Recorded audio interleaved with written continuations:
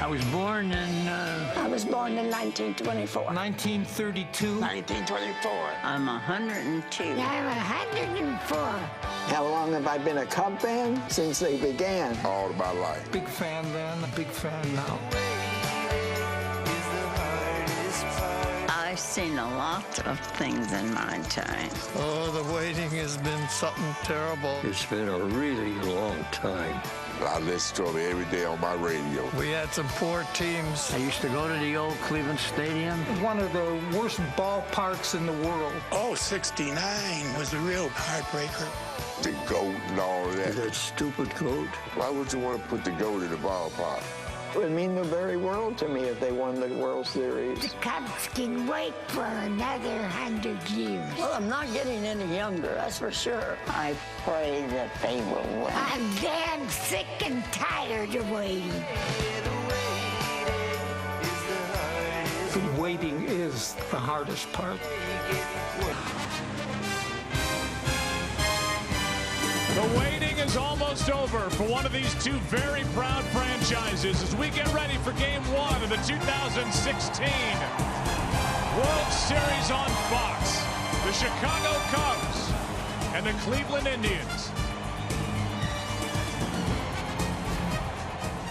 And now welcome inside the broadcast booth, everybody. I'm Joe Buck, the Hall of Famer. John Smoltz is coming right up. Well, let's talk about the Chicago Cubs. They were the game's best team in 2016. They won 103 games. They led from the beginning, basically, and hardly ever looked back. And they were created for the postseason in 2016. Theo Epstein taking over in the fall of 2011.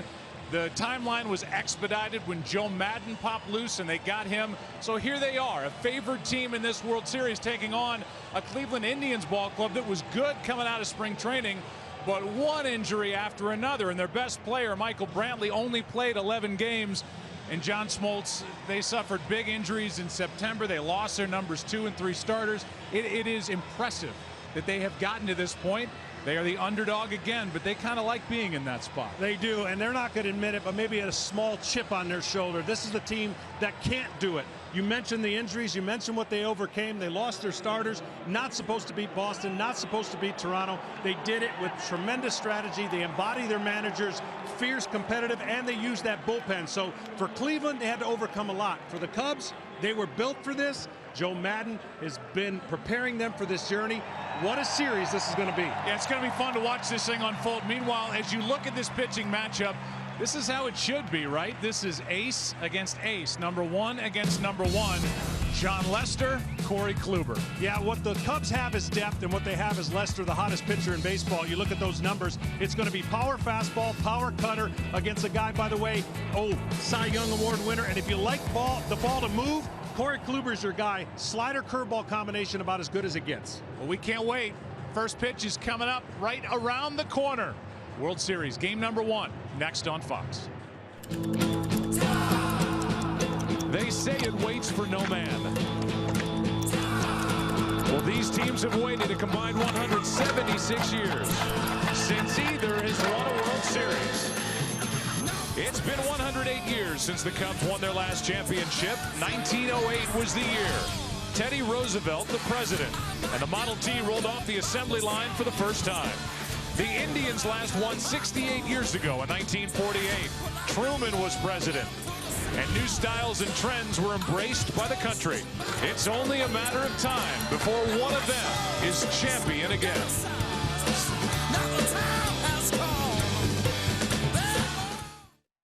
Bringing you greater coverage of tonight's game. What's the weather tonight on October 25th? 50 degrees. Wind is in from center. No rain in the forecast tonight. Let's get out to the field and say hi first to Ken Rosenthal. Joe, the World Series is starting off with a big surprise. Kyle Schwarber blew out his knee the first week of the season. Hasn't appeared in a major league game in more than 6.5 months, but he's in the Cubs lineup tonight, batting 5th as the DH. Schwarber said he might cry at some point after taking such a long road back, but the Cubs view him as an offensive freak, and Joe Maddon said he could run into one very easily. Frankly, the Cubs' other lineup adjustment might be even more shocking. Chris Coghlan in right field for Jason Hayward, the $184 million man. Hayward looks lost. He's only 2 for 28 in the postseason. Coghlan has only 4 starts in October, 4 at-bats in October, but he had a good second half. Now, for a report on the pitcher who the Cubs will be facing, here's Tom Verducci. Thanks, Ken. Well, the Cubs are facing not just one of the best pitchers in baseball, but one of the best pitches in baseball. The breaking ball of Corey Kluber, well, it's not easy to define, but you can call it a goodbye pitch because he loves to throw that pitch with 2 strikes, and when he does, hitters bat just .091 against that pitch. Kluber is so important to the Indians that manager Terry Francona intends to start him 3 times. Now, no pitcher has started games 1, 4, and 7 since Curt Schilling 15 years ago. Joe, the journey begins tonight. It really does. Talking about the world champion Arizona Diamondbacks. How about the lineup for the Chicago Cubs? Joe Madden put pen to paper, came up with this. The top 3, Dexter Fowler, Kris Bryant, and Anthony Rizzo. In the middle at 4, 5, and 6, it's Zobrist, the surprise of Kyle Schwarber, and Javier Baez. And then at the back end of it, Chris Coghlan, Addison Russell, and David Ross. Well, 2 #1 starters going at it tonight. And it's not a long list across baseball of legit #1 starters anymore. Glad you're with us.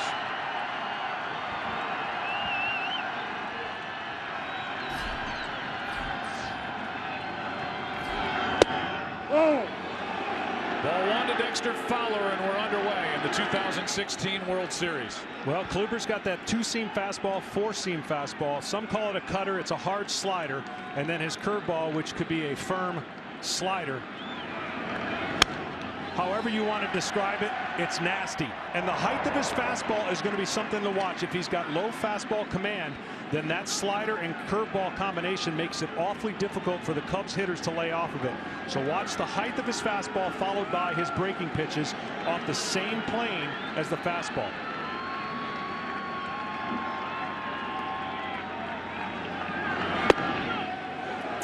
Our Geiger pitcher profile for Corey Kluber, an 18-game winner during the regular season. Same number of wins he had in 2014 when he won the Cy Young in the American League. Hard hit, foul, pass first.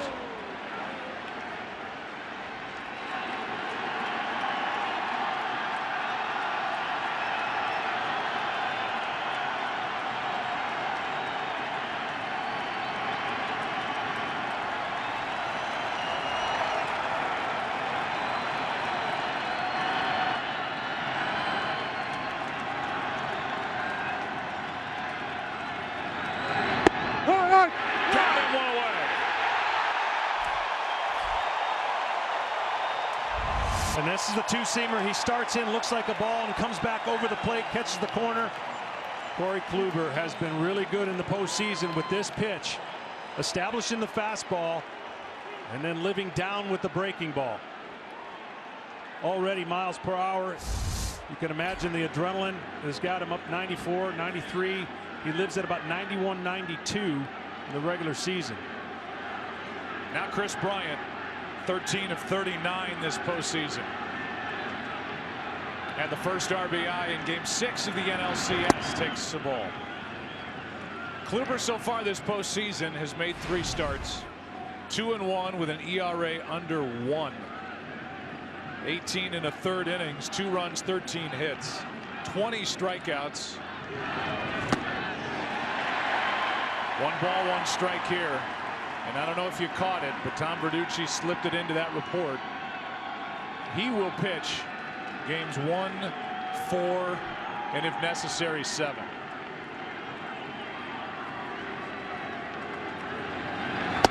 That's unless something unforeseen happens. The beauty of the Indians, John, is they have Andrew Miller to pitch the middle innings of ball games, so they don't need their starters to go deep into the night. No, he's not expecting anybody to go 7 innings with the lead, that's for sure. Especially not Kluber with their bullpen. Here's a 2-1.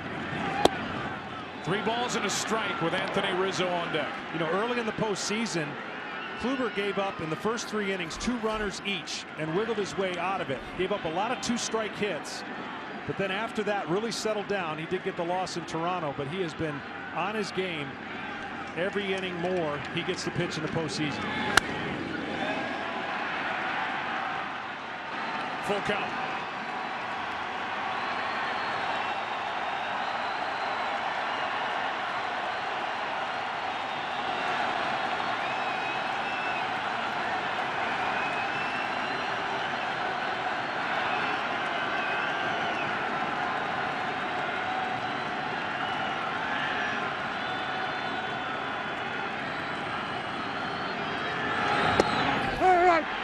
Struck him out. And Bryant just found out.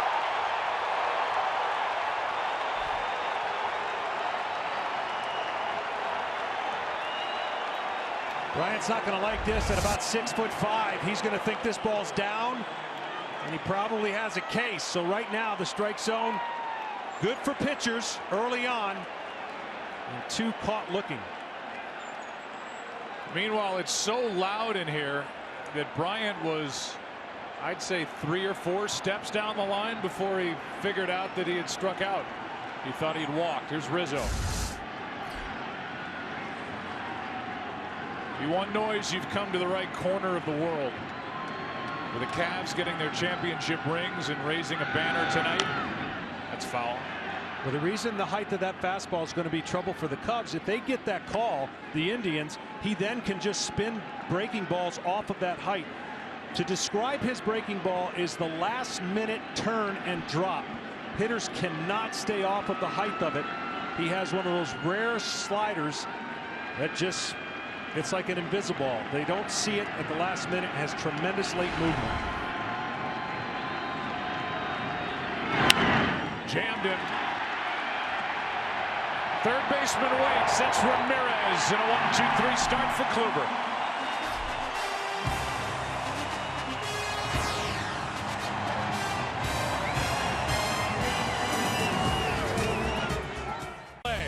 More 2016 J.D. Power Dependability Awards than any other brand.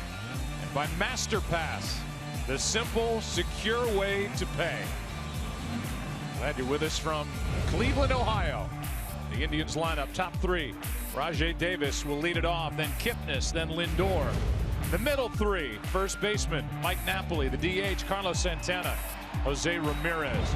Brandon Guyer, an in-season pickup, bats 7th. Lonnie Chisenhall hits 8th. And Roberto Perez does the catching. He bats 9th. How about the defense behind John Lester? It's Zobrist out in left, Dexter Fowler in center, and Chris Coghlan in right. The young infield of Bryant, Russell, Baez, and Rizzo. 39-year-old David Ross does the catching as he usually does for the left-handed vet, John Lester. Lester has been sensational this postseason. Strike 1. Well, he's used a majority of his fastballs in this postseason. You see the numbers, and he's got to keep guys like Davis off base.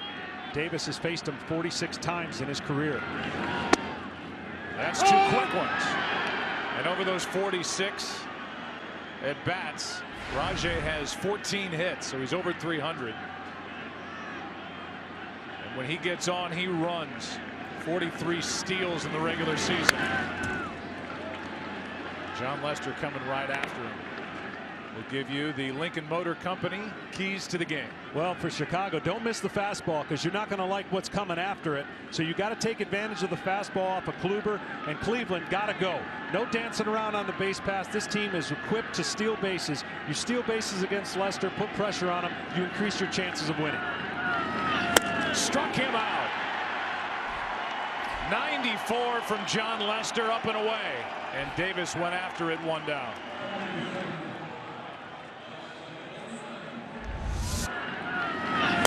Lester's fastball has been electric all second half. He had a little trouble locating with the Dodgers, getting him a little bit off his game with the dancing around on the bases that we mentioned. But he has primarily stayed with the 4-seam fastball and cutter. Occasionally throws the changeup, but he'll go to the curveball more than the changeup. See what Lester has done over his first 3 World Series starts. Dominant. Right in Rizzo, 2 out.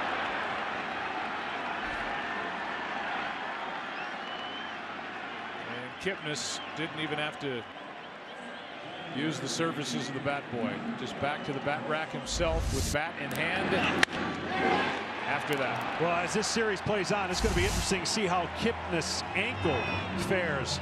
He injured his ankle in a celebration after clinching the spot to get here. Been having treatment on it. So far, we'll watch and see how it affects him as this series goes along. For coverage of this game in Spanish, please tune to Fox Deportes. With 2 out, nobody on, here is one of the young superstars of the game, Francisco Lindor, who is hitting .323 this postseason, while the rest of his teammates have combined for a .192 average. Good pitch from Lester. He's on here in the first inning, a ball and a strike. Yeah, well, the Chicago Cubs, widely known for their great defense, but they're watching and reading the bat head. And what I mean by that is anybody that squares around, they have to come charging and field the bunts. That's up the middle. Another hit for Lindor.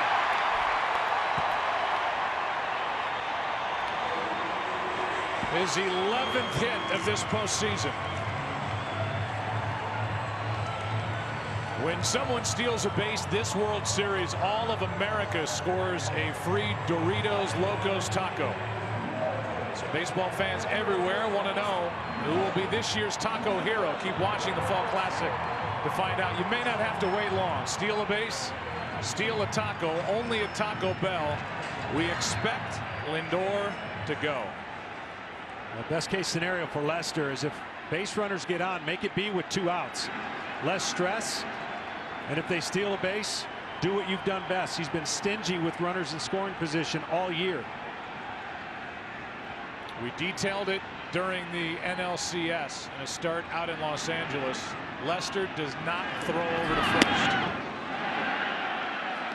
And teams try to make him uncomfortable with a running game, whether it's dropping down a bunt, making him field his position, getting a huge lead, making him, daring him to throw over, but he just will not do it.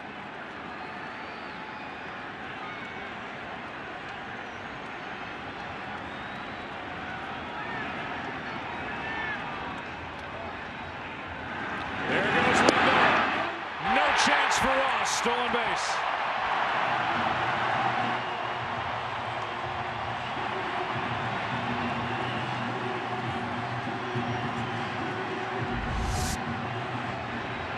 Well, we said it. Once you get that lead, you just have to go as soon as he moves. Lester is quick to home. He'll vary his times, but he's pretty quick to home. You see no decision. This is easy. Just go as soon as the leg comes up. And that's what the Indians are going to have to do to be successful against Lester. So a base has been stolen, which means there's a new taco hero for 2016. Francisco Lindor with a big lead off second. 2-0. Ball 3.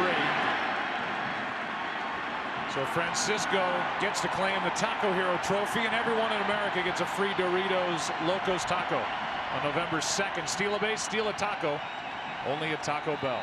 First base runner. Lindor swipes second. Now he waits for a 3-0 to Napoli. Definite green light situation for Napoli. Got to be careful if you're John Lester on this pitch. Perfect pitch. When it's 3-0, the hitter's looking in one area and one area only because he has the luxury of doing that, and Lester painted the corner. Napoli on a 1-year deal. He's 34 years old. He's been to the World Series twice before. He has been clutch. Led the team in RBIs this year. Takes a 2-out walk.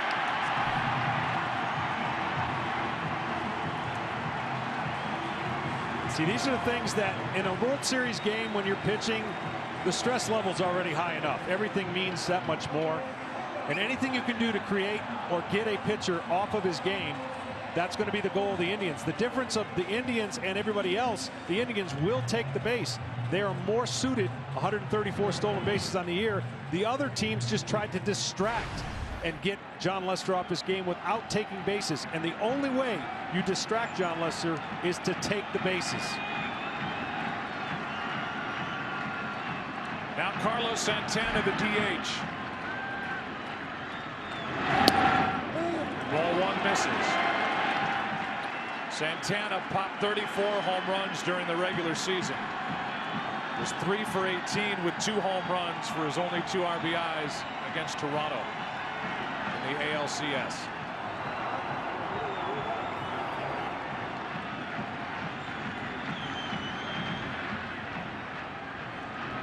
A 1-0. 2-0 from Lester. Well, Lester's goal is to get ahead of Santana because the curveball gives him trouble. He's ready to attack the fastball at all times. He's been leading off for about 81 games in the regular season for this club. Not your prototypical leadoff hitter with 30-some home runs. But he doesn't come off the fastball too often.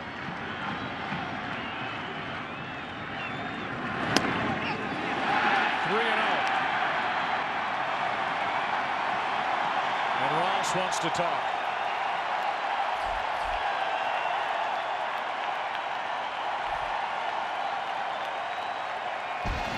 To look at it this way, here's how the Indians put pressure on a defense on a pitcher. What they've done across baseball this year: #1 in scoring from second on singles, stolen base percentages 2, extra bases taken 2nd in the major leagues, percentage of scoring after reaching 3rd, stolen bases 4th. So that's a lot of pressure on a defense, and in this case on a pitcher who has a tough time holding runners close. 3-0 pitch. 3-1. You mentioned the 34 home runs for Santana. Carlos hit only 4 of the 34 against left-handed pitching. More powerful from the other side of the plate. Count is favored. 3-1 delivery. Bases loaded.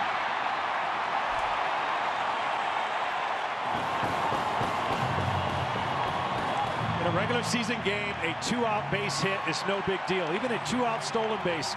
But in the postseason, the crowd never sits down. Everything's a rally. You start thinking about things in bigger ways than you normally would.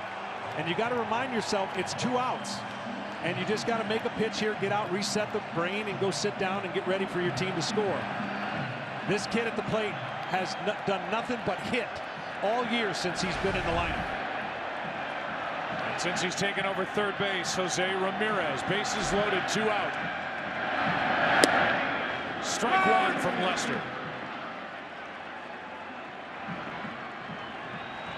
Ramirez hit .219 last year, even was sent out to the minors. What a year. Hit .312, 11 home runs, 76 RBIs. Here's the 0-1. Tough play. That is a hit.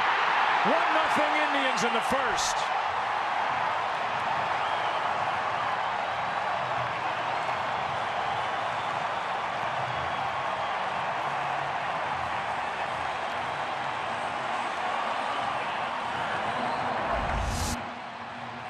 Well, there's nothing you can do about this if you're John Lester. The infield's playing back. That's just hitting no man's land. John Lester's not going to come off the mound too often to field anything that an infielder can field. But that is almost like a perfect bunt.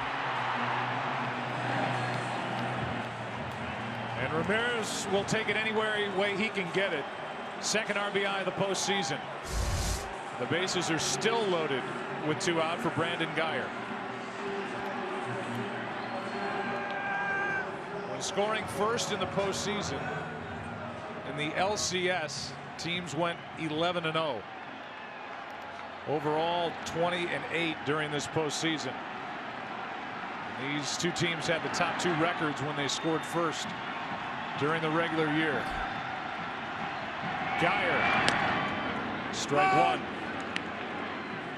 Great pitch right there, just to reset the focus. A curveball, just in case after a swing like that Guyer was all locked and loaded on a first pitch fastball. John Lester drops in a curveball. First one. 0-1. Popped up foul ball. Strike two. Always found that if a scenario plays out where an unexpected run scores or a hit that wasn't hit very hard, the momentum obviously goes to the team, and the next hitter that comes up is looking to do damage on the very first pitch. So both Ross and Lester changed the at-bat on that first pitch with a curveball. Well, Konerko, the last one to connect with the bases loaded in the World Series. This all started with a 2-out hit by Lindor up the middle. Stolen base, couple of walks, infield hit. 0-2 pitch. That will force home another. 2-0 Indians.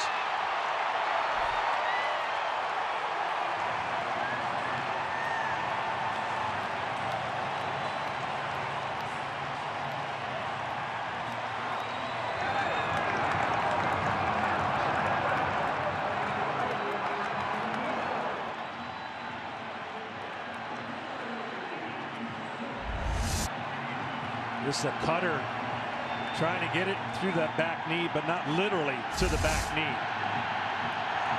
Here comes Chris Bosio out to the mound to talk. Brandon Guyer was hit 31 times. Led the league during the regular season, so no stranger to a bruise for an RBI. He makes it 2-0 with the bases loaded hit by pitch, and gives the opportunity now to Lonnie Chisenhall. Yeah, no chance he was going to get that back leg out of the way.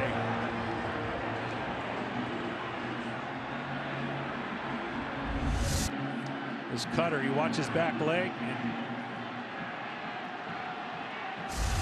as they say on the bench, we got ice for that. Chisenhall now.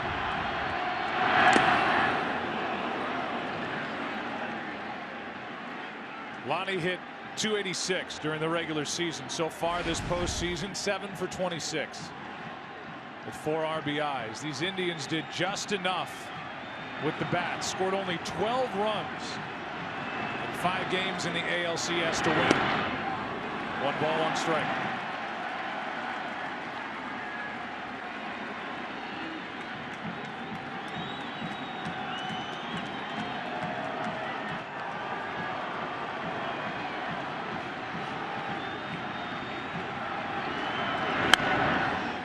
Popped up, foul ball, a chance for Ross. What a play. To bail Lester out of trouble, David Ross goes to the screen and hangs on. But the Indians strike first. This ends a long first inning in game 1. Cleveland on top 2-0.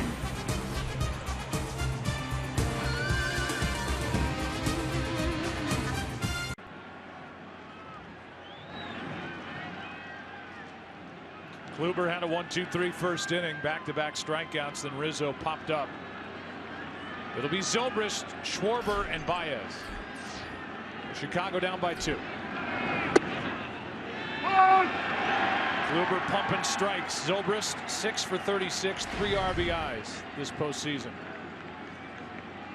But in that cleanup spot, protecting Anthony Rizzo, who hits 3rd for Joe Maddon. That's it at the knees. Strike 2. Kluber really is no different than Kershaw. If he gets 2 strikes on you, lights out. 121 average when he gets 2 strikes on the hitter.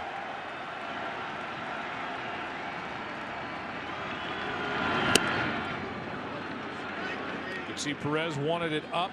Zobrist wouldn't bite. Ball 1.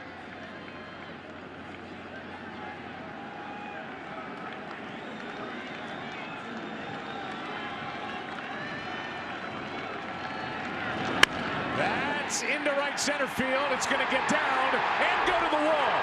Zobrist will dig for second, think about third, but hold with a leadoff double.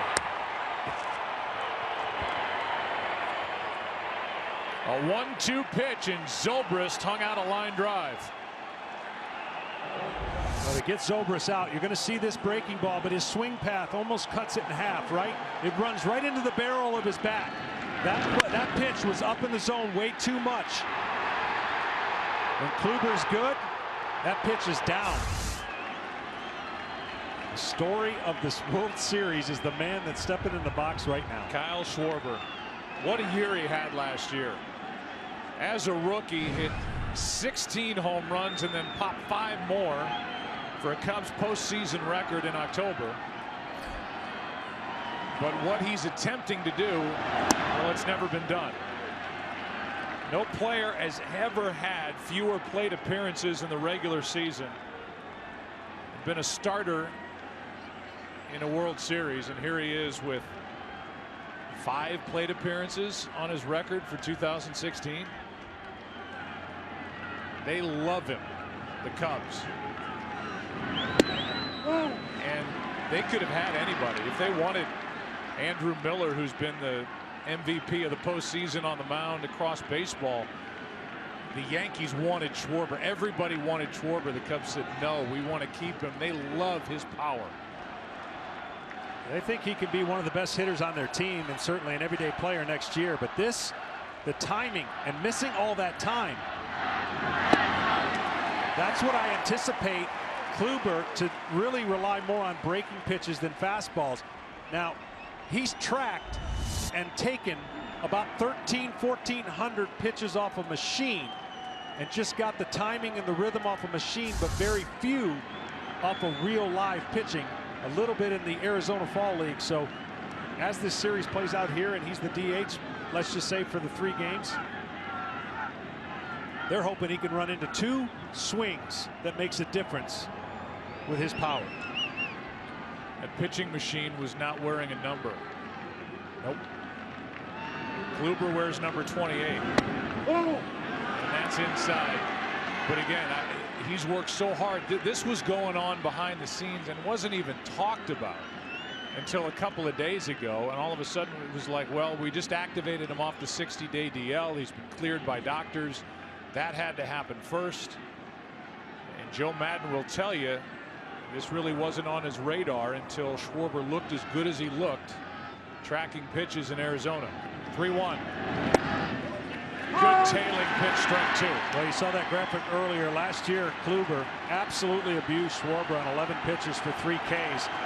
And a lot of that was with that pitch right there. Starting it in.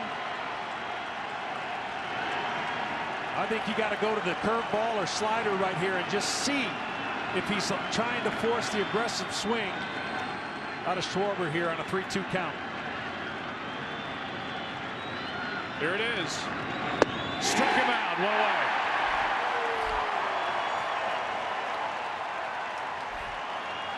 And he went with that same 2-seamer that rides back over the plate.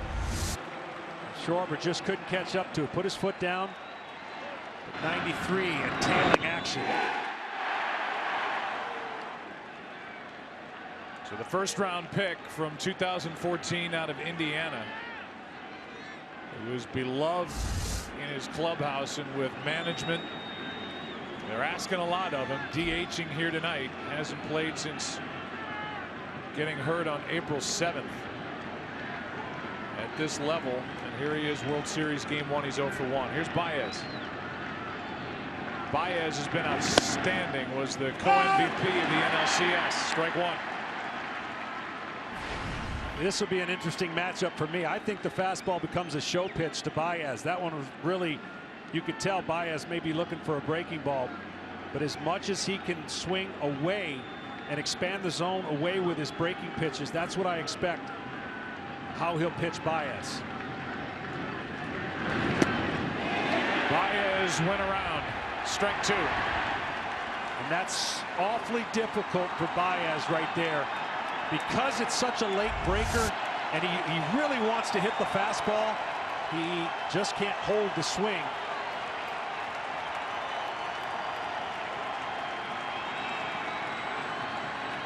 The swinging strike call made by the home plate umpire Larry Vanover.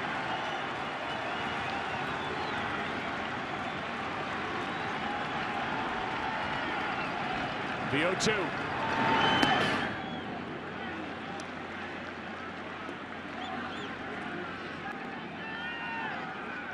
If Kluber puts any portion of the ball and starts any portion of his breaking pitches on the plate, very difficult for right-handers to stay off of it. because he has two different speeds. He has that firm 91-mile-an-hour cutter that he may call a slider, and then the 85-mile-an-hour big breaking ball.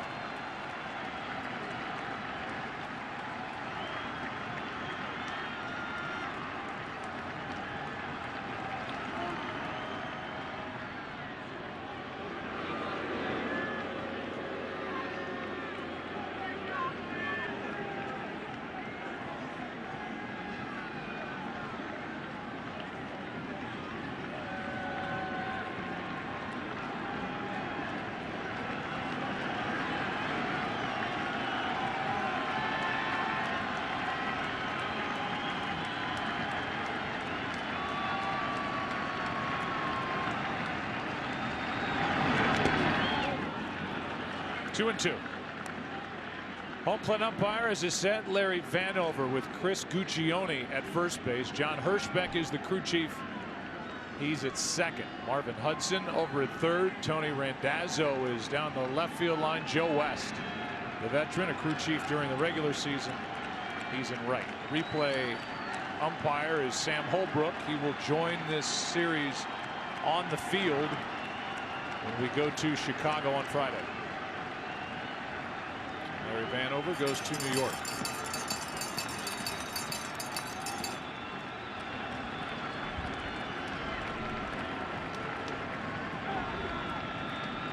Two. Got him right down the middle, 2 out.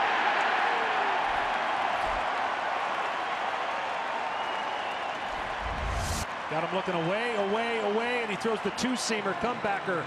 Starts out as a ball, and as we said, comes back late.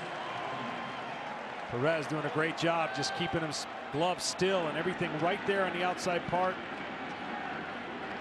Kluber carving him up early. That's why I think the Cubs, if you're going to have success against Kluber, you've got to attack the fastballs when given to you. You've got to be aggressive without overswinging. Easier said than done in this atmosphere. We heard Ken Rosenthal before the game started talk about the surprise in the lineup. Chris Coghlan. Ball one. Coghlan was traded in February when the Cubs needed to find room for Dexter Fowler when he signed late to come back for 1 year. Coghlan went to Oakland, was traded back to Chicago. Jason Hayward had been signed as a high-price free agent. Hayward's on the bench in game 1 of this World Series, and Coghlan gets his chance. Spins out of there on strike 1.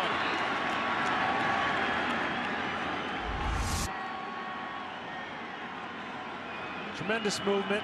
Of course, Coghlan on the plate thinks this ball's way inside, only to find out top of the strike zone. Coghlan hitless this postseason, 0 for 4. So he's been sitting and watching. Now he gets a chance to start. Lays off a nasty pitch down and in, ball 2. That's a good sign for Coghlan. That's the pitch that gives him fits. With 2 strikes, look for Kluber to definitely go back in that area. Typical left-hander, down and in. Looks good, but if it's down at his back foot, they can't get to it, especially if it's breaking.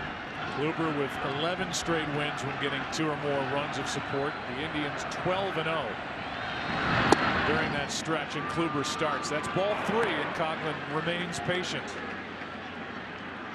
with Addison Russell, who has heated up over the last 3 games, waiting on deck.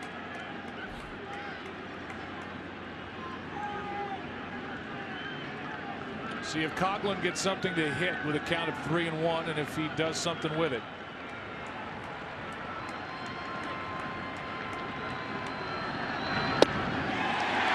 Full count. And again, that's that slider. He struggled all year, Coghlan has, on sliders. In a perfect spot. Look, all these pitchers have video, and they have all the numbers to support their pitch selection and game plan. Now it just comes up to executing it.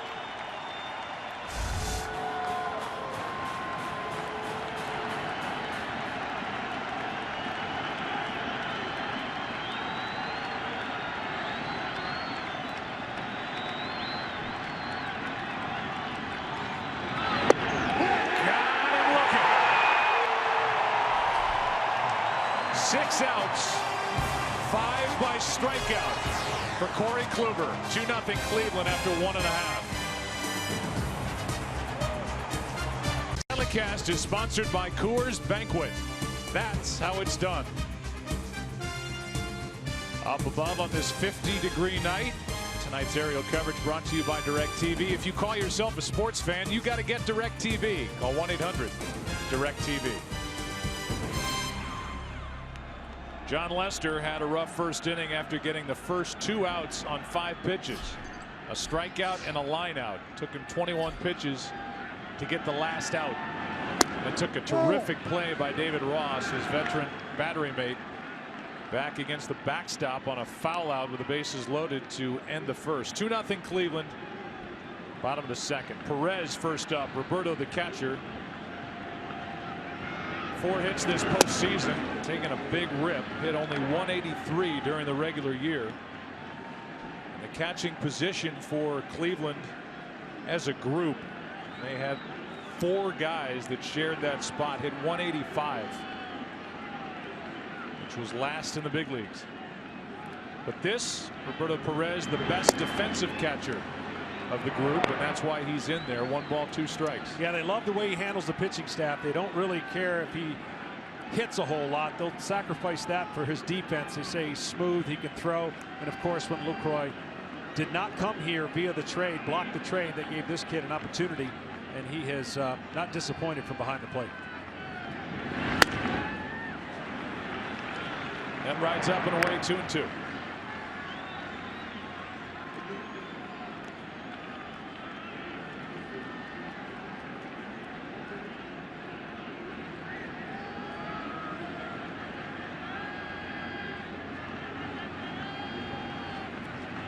Lester, full count. Lester's game plan actually fits how you attack the Indians. They are much better, in my opinion, off-speed hitting team. You can power through most of the guys if you have your fastball and you're commanding your fastball.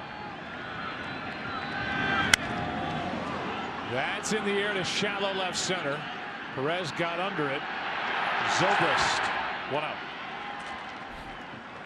Leadoff man is gone. Boys and Girls Clubs of America's National Youth of the Year, Jocelyn Woods, delivered the game ball prior to the start of Game 1. Each year, MLB and Boys and Girls Clubs work together to create unique opportunities for over 4 million children and teens worldwide. Find out how you can help. Go to greatfutures.org. There's former Cleveland manager Mike Hargrove. Accompanied Jocelyn to the mound. He led his team to 5 straight AL Central titles, to the World Series in '95 and '97. That's a little floater that's going to drop foul. In '97, I know the Indians lost in a thrilling Game 7 to the Marlins. Now in '95, who did they lose to? I believe it's a team that's their only championship in the city. Yeah. That was the Atlanta. The Atlanta Braves. Yeah. I didn't have great memories here. 35 degrees, 1 2/3 innings in my World Series start here in this stadium. There's an 0-1. Well, that was such a good team that year after year put together. John Hart, and that lineup was just loaded all over the field. 1-1 pitch.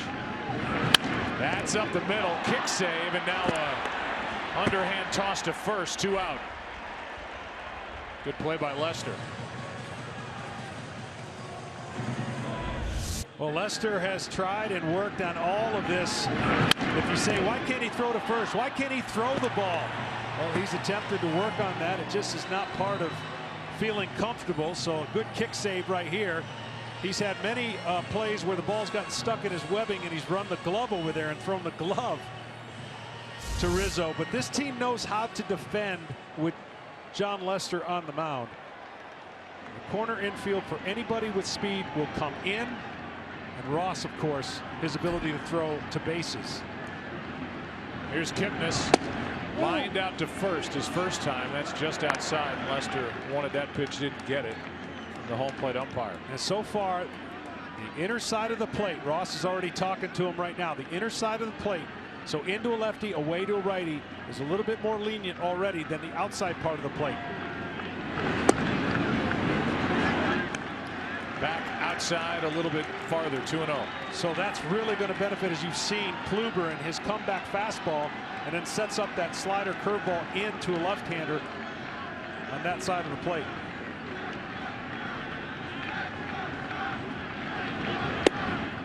That's a strike. If there is an emotional leader, a heart and soul guy for the Indians, you're looking at him. Jason Kipnis. The guy on deck, Francisco Lindor, is the superstar. He's 22 years old, but Kipnis gets under one and flies one into right. It is caught by Baez, had to reach back to get it as he deals with the wind here in Cleveland, Ohio. Kipnis 0 for 2.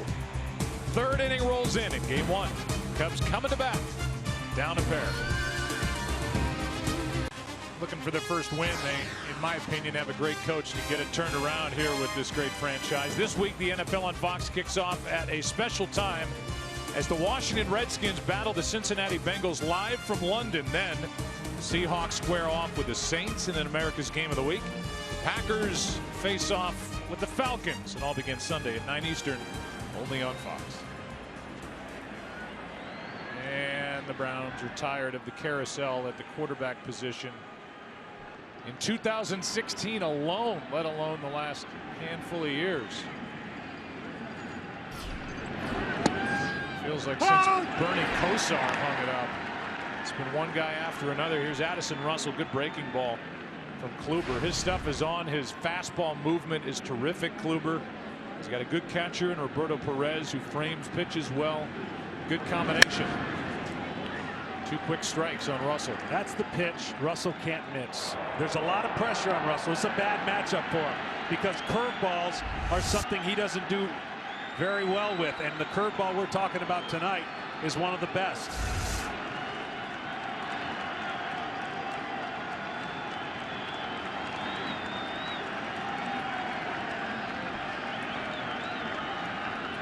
Here it comes. Got him looking. Strikeout number 6, 4th in a row.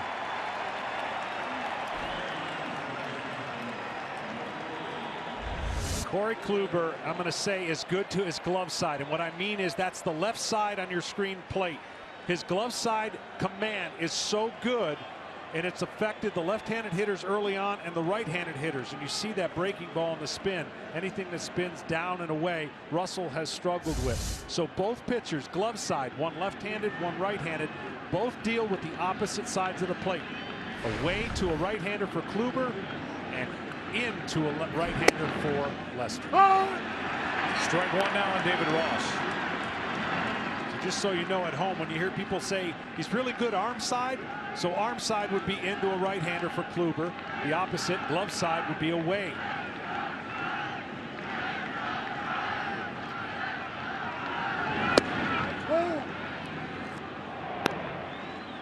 That misses. 1 ball, 1 strike with 1 out, nobody on. Ross hit .229 during the regular season, 10 homers, 32 RBIs. He's popped a home run that came in the division series against the Giants. He's 2 for 11.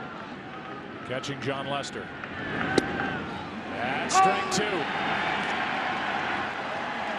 the second inning, Corey Kluber became the first Indians pitcher to ever strike out the side in a World Series game. He did that to get around a leadoff double by Zobrist. The 1-2.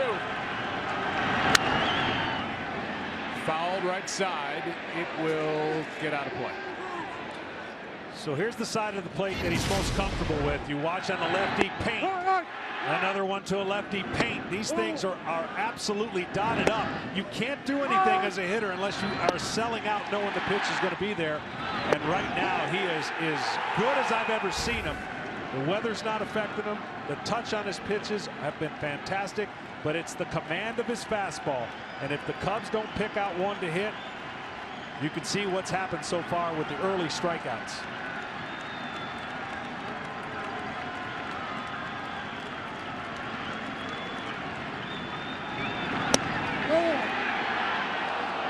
Major League Baseball has attached home field advantage in the World Series in the All-Star game, dependent on the result since the tie back in '02.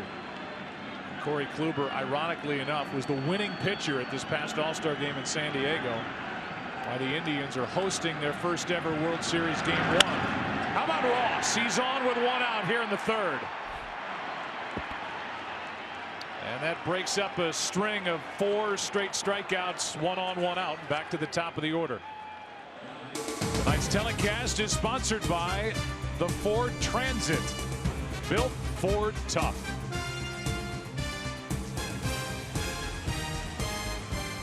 First mistake of the night. He left one up.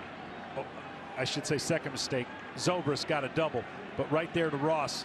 He could have beat him with fastballs away, and he left a breaking ball over the middle of the plate. Fowler struck out his first time. Dexter hit 13 home runs during the regular season. Takes the ball. Tom Verducci, what are you seeing down low? Well, as John mentioned, that comeback sinker is such an important pitch. Actually turned around the career of Corey Kluber. 4 years ago, at 26, he was stuck in AAA going nowhere as a 4-seam fastball pitcher. At the suggestion of his pitching coaches, including Mickey Callaway, who's now here with Cleveland, he went to the 2-seamer. And that sinker is a bit of a misnomer for Corey Kluber. I call it a runner. Much more movement horizontally than vertically, and he's got it working tonight, guys. 1 ball, 1 strike on Dexter Fowler. Yeah, and if he doesn't dip or dip his shoulder, he'll stay on top of that sinker, which creates that movement. If he gets underneath it, then that lateral movement becomes flat. The 1-1. Tailing action at 93. The hitter gives up on it, and it's a strike. It's 1-2. And so what he can do off of this, see the hitter's reaction. Now if they've got to be honest with that pitch, he can throw that cutter in, and as soon as they move to go hit it, they either break the bat or swing over the top of it. No pitches away so far that have made any left-hander feel like they can go out and get it. Struck him out. Unbelievable run. 7 strikeouts. Through 8 outs picked up by Corey Kluber. 6 days rest has done him well. He knows what his task in this series is going to be. If they're going to be successful, they're going to have to ride this man's starters, this man's ability to start multiple games in this series. 4th pitcher in World Series history with 7 strikeouts through 3 innings. He still has 1 out to get. No one has ever in World Series history had 8 strikeouts through 3 innings. Strike 1 on Bryant. Struck out looking on a 3-2 pitch his first time. The way that Bryant can carry his bat through the zone. Look at some point tonight for Kluber, so he doesn't reach over the plate to go in with a fastball to break, to open up that slider again.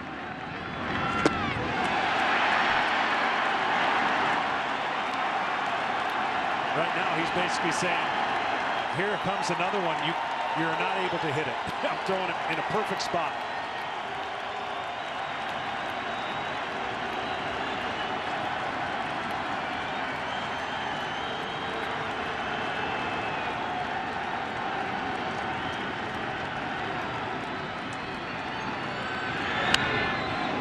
Everything Bryant could do to spoil that pitch. Good job by the young third baseman. Last year's Rookie of the Year. This year's likely MVP in the National League. The key to pitching in baseball is owning one part of the plate, making that your money pitch. You've got to own it. If you can go to both sides of the plate, you're Clayton Kershaw, and you're the best pitcher in baseball. Right now, he has owned one part of the plate, and the Cubs can't do anything with it.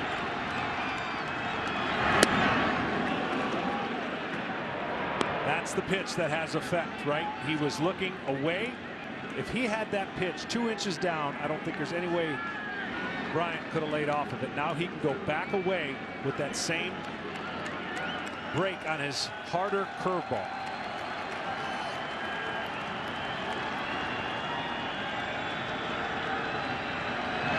Struck him out.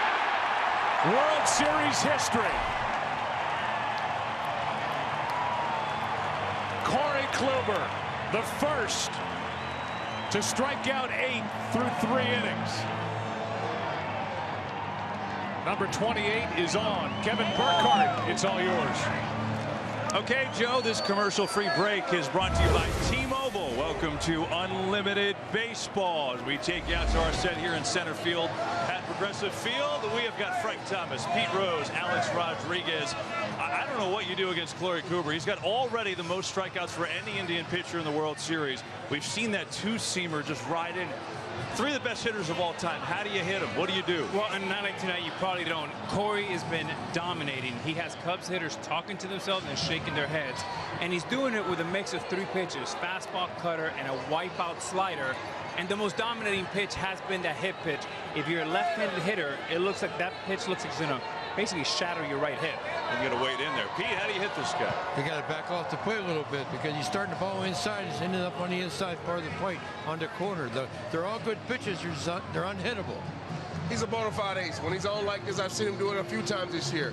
This is why he won the Cy Young a few years ago. But right now, he's definitely on his A game. It could be a long night for the Cubs hitters. What do we think about Lester? Obviously, it was kind of a weird first inning for him. I mean, you don't see him, you know, he's 0-2 on Geyer, and then he hit him a couple walk strains as he settled in, do you think? I think so. They didn't hit him that hard. You got a swing and bunt and hit batsman. So he wasn't that bad. It took him a little bit. I think Larry Vanover kind of squeezed him a little bit in that first inning also. So it's tough sledding when you got a team like this with this type of pitching, and Mr. Miller is waiting in the zone here for you. Nobody on 2S, and measly ground ball to center field, stone base, 2 walks, and a hit batsman 0-2 when he hit the guy, the batter. That's bad. That's the great thing of having a guy like David Ross behind the plate. He looks like he's got this game back under control, so he should be pretty good from here on out. Yeah, that's for sure. And Pete, you were talking about it before the game. Kyle Schwarber back. Amazing that he's back. Not in Arizona anymore. Corey Kluber's not in the Arizona Fall League. That is for sure. I wish him luck, but he's going to strike out 3 times tonight. Oh, we shall find out, and we will see. Guys, Unlimited Baseball doesn't stop there. Now fans can stream and post as much as they want with T-Mobile One and unlimited data. This postseason, the Uncarrier asks you to show us who is baseball's #1 fan for a chance to win tickets to every game of the 2017 World Series. We're down to 3 finalists, and now it's up to you to decide. Go to @T-Mobile on Twitter to view the entries and to tweet your vote to Unlimited Baseball and #baseball or office or love. Thanks, fans, for watching the T-Mobile One Unlimited Baseball break. Back over to Joe and John. Kevin, guys, thank you. Away we go. Bottom of the 3rd inning. Here's the last strikeout. And this is postseason game number 1,503. And it's the first time any pitcher has had 8 strikeouts through 3 innings of any postseason game. It just happens to take place here in the World Series, game 1. The man in charge of all the side sessions and all the work that Corey Kluber puts in is Mickey Callaway. And Mickey, man, you got to be thrilled with the way your horse is throwing the ball here tonight. I really am. You know what? He's executing his pitches. He's relaxed, calm, and that's really allowing him to get the ball where he wants to. It'll be 3, 4, and 5 hitters for the Indians here, leading 2-0. That means Lindor, who started the rally in the first with a 2-out single and a stolen base. We'll get to Mickey after this pitch. Another hit for Lindor.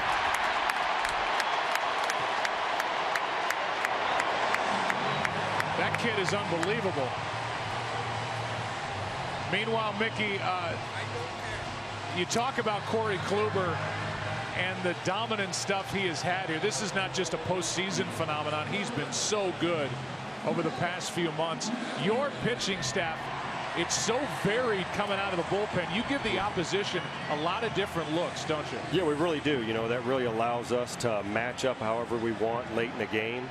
And obviously our starters have been doing a really good job of getting to those guys. So, you know, we feel really relaxed, especially when we get, you know, that 3rd time through the order. And we feel like we can be really effective from then on. After the leadoff hit, here is Napoli.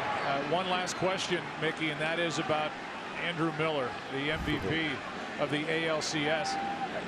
What a luxury, because you don't need length out of your starters, and you can bring a guy like Kluber back earlier than you might otherwise. It's nice to have him, isn't it? It really is. You know, like I said, that 3rd time through the order, if we need to, then we can bring Andrew Miller in and make sure that we kind of hold him at bay. So our offense gets a early lead, and then we let the bullpen have it, and there you go. Mickey, thanks for the time, and we appreciate it very much, and good luck this series. Really appreciate it, guys. Thanks a lot.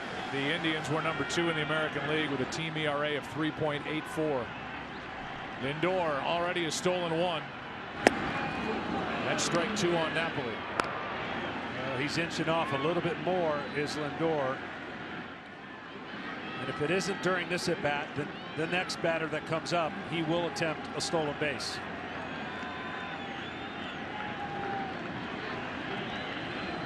See Rizzo just trying to create an illusion by getting in between the base and the runner.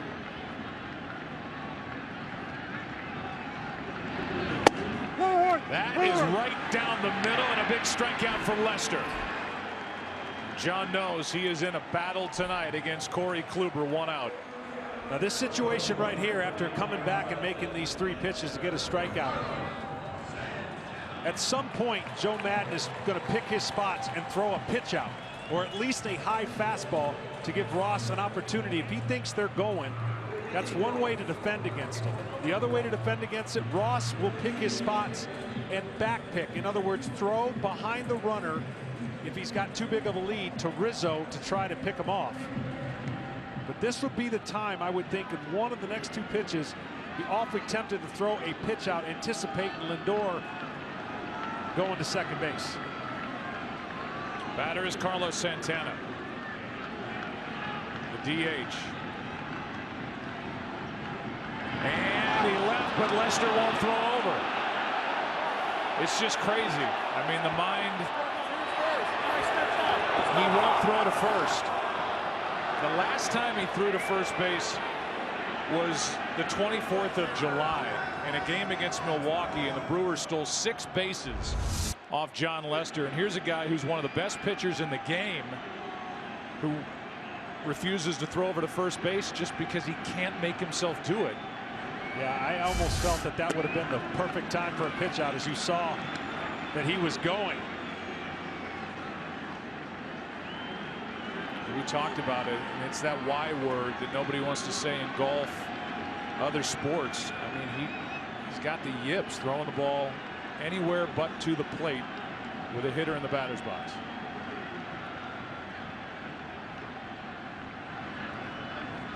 There goes Lindor. Throw down by Ross. Got him, and what a tag. Lindor's not moving. He thinks he was safe. Baez delivered that quick tag, and at the moment it's 2 out. Great release by Ross. This wasn't the greatest of jumps by Lindor. Watch a little hesitation, then he goes, and this guy can definitely apply a tag. He doesn't have to look and see where the guy's going, but I don't know if he touched him. I think they'll have another look at this one. Here's another look at it. See, he never looks, does Baez, to try and apply the tag. He's almost feeling for the base runner. And Lindor didn't feel anything, so he said, definitely check this out. And now the Indians are not going to. Lindor thinks he's safe, and he is reluctantly walking off the field.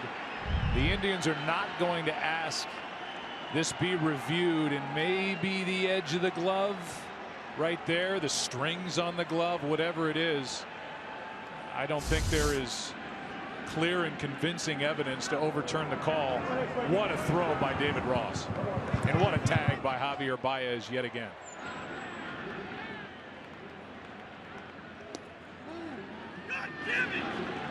And that's the voice of John Lester. I mean, he thinks that was a strike. You can't blame him for the strikes and calls that the other side's getting. Ross is trying his best to talk to Larry because the other guy's painting on that same side of the plate. 3-0 pitch to Santana. And Lester is hot.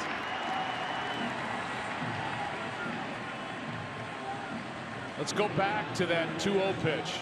Vanover's not too thrilled either. Let's go back to the 2-0.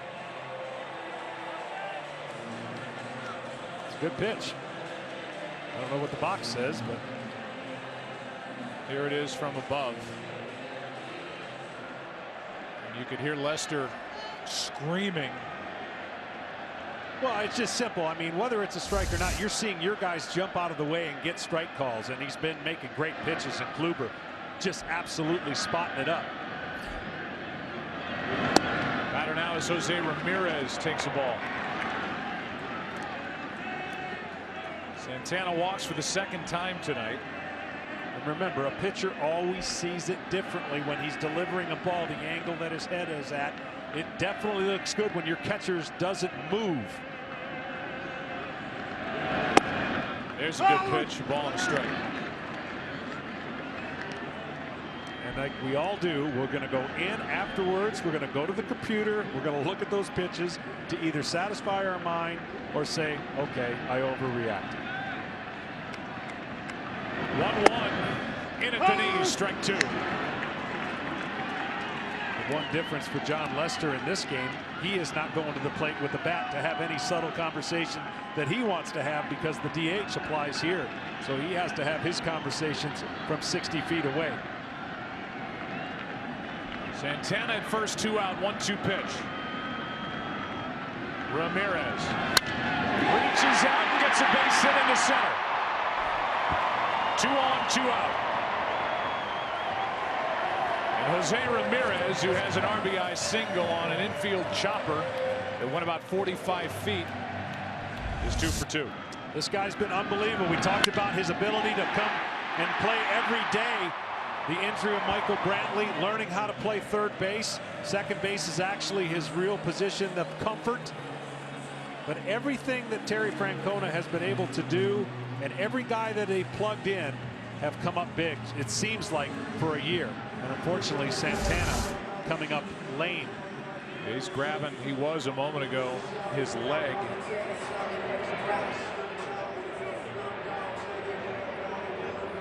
DH who drew a walk after Lindor was thrown out trying to steal.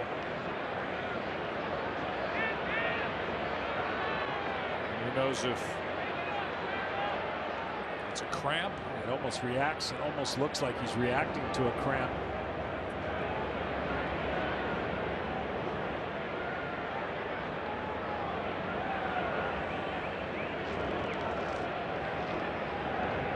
So far, nothing has been real easy.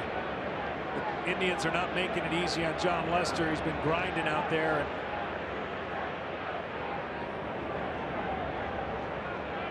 Another 2-out situation for the Indians with runners on.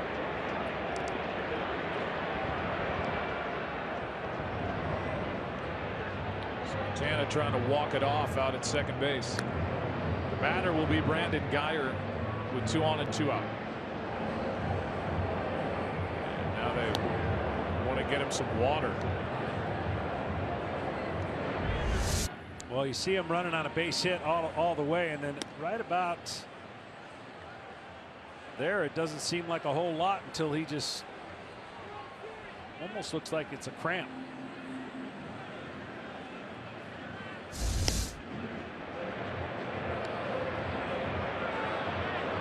They're getting it. Fluids, Gatorade, and John Lester's saying, how long is this going to take?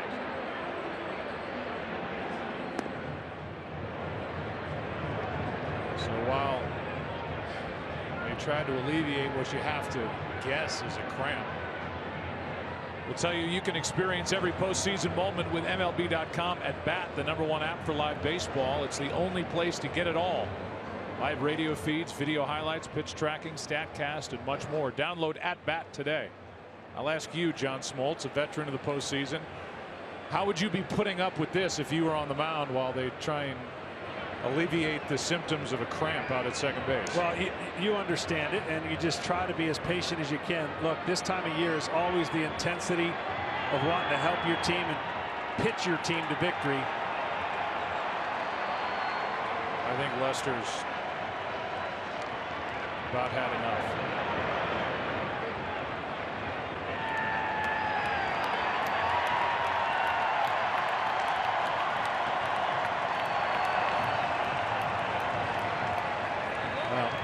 It's going to have to be a gapper, you would think, based on the way he's reacting to score on a hit. But the fact that He can go in after this inning and not have to come out to the field. They can address the cramp. Here's Geyer now, hit by a pitch with the bases loaded for an RBI. Made it 2-0 in the first. It's 2-0 in the third. Geyer. Ball one upstairs as Ross popped up. Ross was trying to go to first base there, just catch the napping of Ramirez. Great chance to do it with first and second. You see Rizzo going back to the bag. But Ramirez was more ready than I thought he would be on that first pitch. 1-0. That is hammered foul.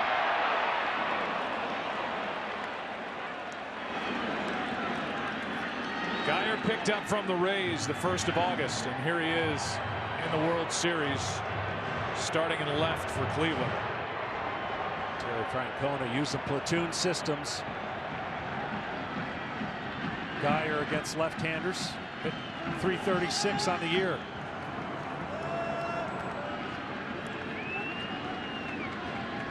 Geyer played for Joe Madden with the Rays, and Brandon here trying to add to the lead, which is 2-0, third inning. 1-1 pitch.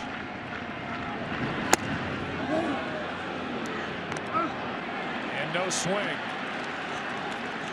2-1. These situations, Geyer on the year has been outstanding. You see him fastball up, just keeps the barrel from crossing home plate. With 2 outs and runners in scoring position, .344 average. So he definitely locks in.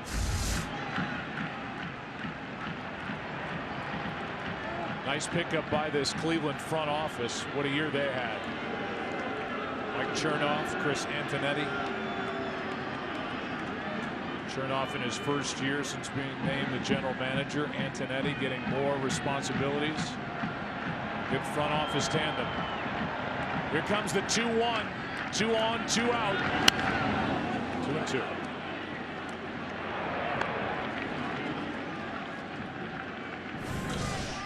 Game 2 is tomorrow night. Some rain in the forecast, which has everybody wondering what kind of a night it'll be weather-wise here in Cleveland. Tonight, 50 degrees. Breeze coming in from center. No rain in the forecast for game 1. 2-2 count. Got him looking, and a good job by John Lester after all that. And he now walks over toward the home plate umpire. Lester has kept it a 2-run game.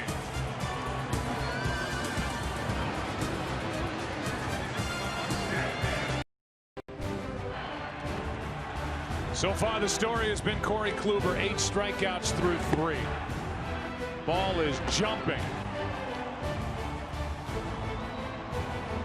And he and the Cleveland Indians lead 2-0. Third of the way through. The career for Corey Kluber, we can give you more on it.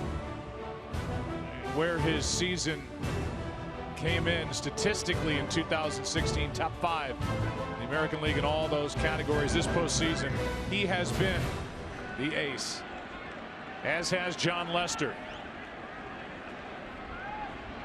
Kluber originally a 4th-round pick by San Diego in '07, part of a 3-team deal that got him to Cleveland.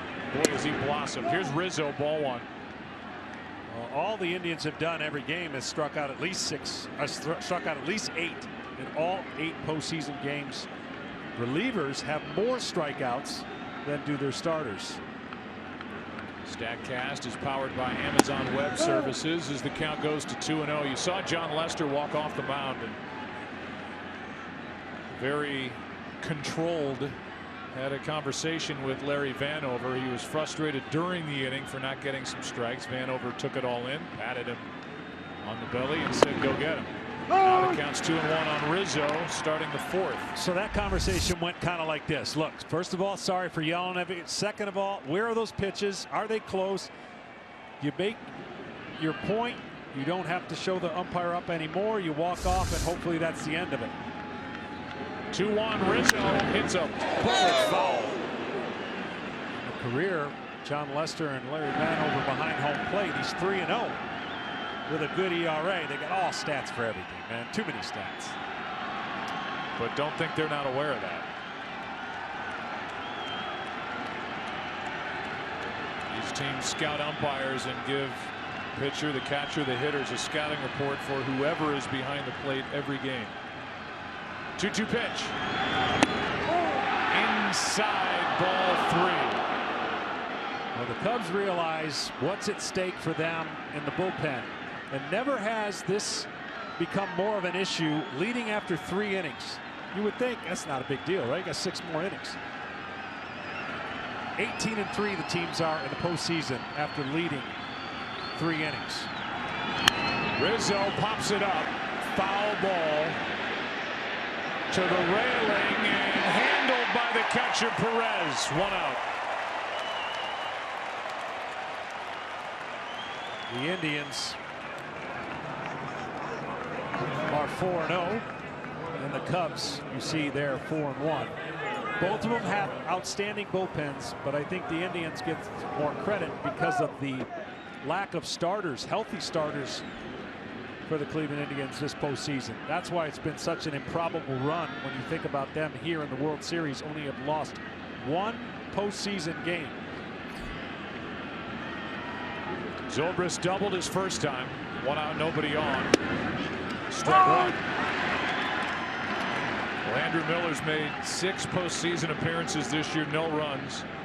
1-0 with a save, a ton of strikeouts. We'll get into the numbers if and probably when he comes into this game 1. And it's to the point where he's such a weapon coming out of the pen, picked up from the Yankees in season, as the Cubs did with their closer, Aroldis Chapman, that Terry Francona picks his spot. He's so good at handling a bullpen. He's kind of a every night guy is Andrew Miller. Here's a 1-1.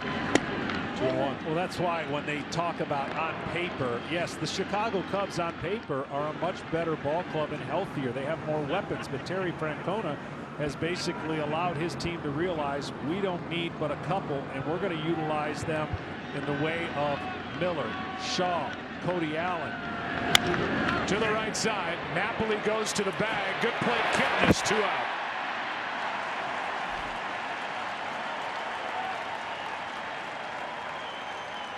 Tonight's telecast is sponsored by Geico. 15 minutes could save you 15% or more on car insurance. And by Taco Bell, steal a base, steal a taco, only at Taco Bell. 2 out, nobody on for Kyle Schwarber. You heard Pete Rose say during that T-Mobile 1 break, commercial free, that he thinks Schwarber will strike out 3 times tonight. I just think this is a monumental task. You're asking a great hitter out all year. He flies one into right. Back at the track. It is off the wall. Welcome back, Kyle Schwarber, with a 2-out double. Unbelievable.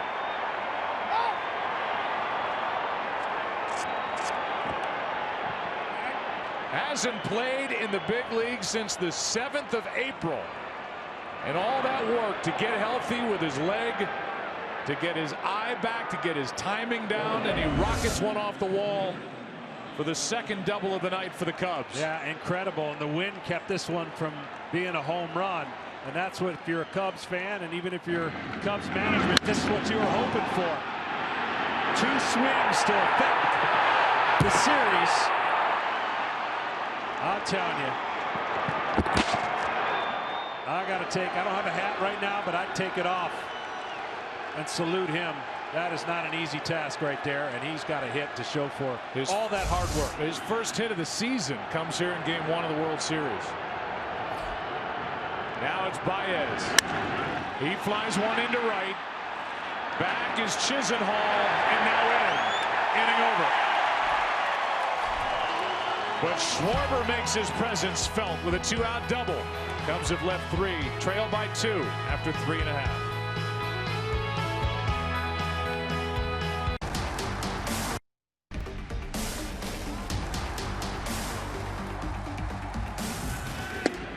It's been small ball that put the Indians on top as they got 2 runs in the first inning. An RBI hit by Jose Ramirez that went about 45 feet.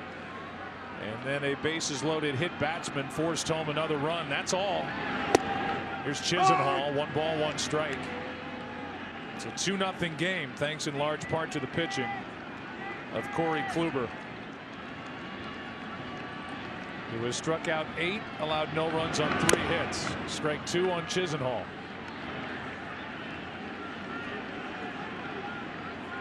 Understand because of the delay, you couldn't hear when I referenced John Lester and the voice of last inning when he screamed out to the home plate umpire. There is a minuscule mic right in front of the pitcher's mound and one behind it, so if it's said out there, we can pick it up. Thankfully, there was a delay, but he was frustrated. As we showed you, he walked over after the end of the 3rd inning, talked with Larry Vanover, had his say, and now back to work in the 4th in a 2-0 game in his 2-2 pitch. Strikeout number 4 and out number 1 here in the 4th inning for John Lester. Well, even though he gave up those 2 runs in the first inning, it was aided by that stolen base. And I'll tell you, with 2 outs, he worked himself in a little bit of trouble. That's the Indians going to be MO against tonight's starter Lester and tomorrow night's starter Jake Arrieta. Both of those pitchers struggle to hold runners on. So in an era where we don't run anymore as a whole, the Cleveland Indians are prepared to run because that's what they did during the regular season. Talking with our editorial consultant Steve Horn before tonight's game, and he made the point, I think a good point, that the Cubs are designed almost like your prototypical American League club because they can pound the ball, and the Cleveland Indians are more like the typical National League type team. Here's a shot into left. That's pounded and gone. Home run. Roberto Perez. 3-0 Cleveland on top.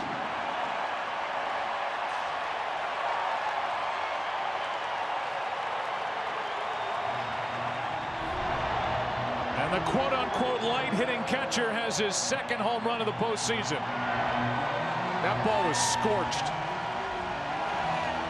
And all it has to do is get over that yellow line and left. And it looked like it hit the railing above the yellow line. High fastball, and he was ready for it. Yep, that's gone. And he hit that railing, as you talked about, Joe. Geared up for 1 speed, and he got a pitch he liked.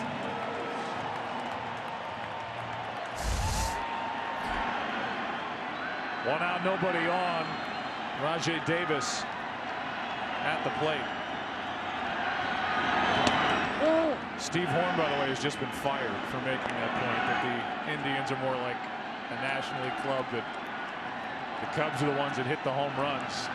As you're making the point, Roberto Perez goes deep, and that's really what they've done this postseason. Not what they did during the regular year, but the home run ball has provided the offense. Over 50% for the Indians in October. There's a 1-0. In at the knees.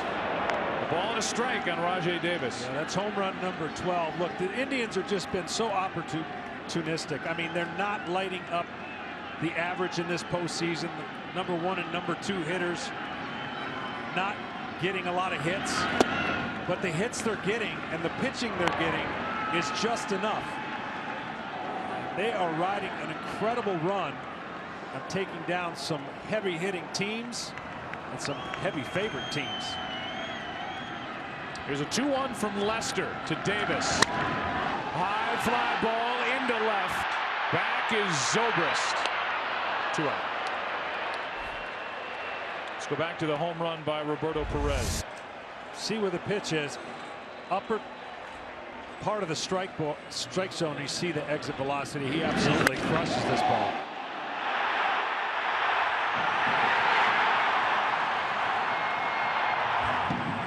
He didn't know it was gone initially. It went over that yellow line. And for a team that has a long-term deal in place with Yan Gomes, who started the year as their primary catcher and then was injured. 2 separate injuries. They're riding Roberto Perez, his defense and now his offense. They lead 3-0 in the 4th. Here's Kipnis. Good breaking ball from Lester, strike 1.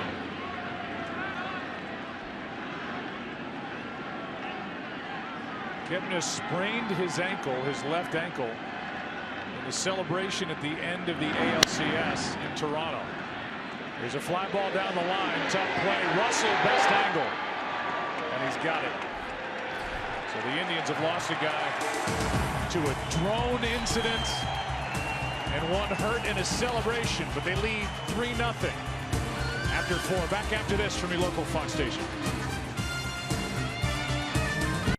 The World Series is sponsored by Chevrolet, the official vehicle of Major League Baseball. Chevrolet has earned more 2016 J.D. Power Dependability Awards than any other brand. Learn more at Chevrolet.com. 3-0 game now after the home run by Roberto Perez, the catcher. Coghlan leads off, takes a strike. That's 18 called strikes already for Corey Kluber. And that's the first one away to a left-hander, and you can see Coghlan shaking his head. He was like, that's away. And he's been victimized of the pitch in. And a blink in the hole 0-2. Coghlan struck out his first time. 0 for 5 this postseason. Got the surprise start tonight with Hayward on the bench.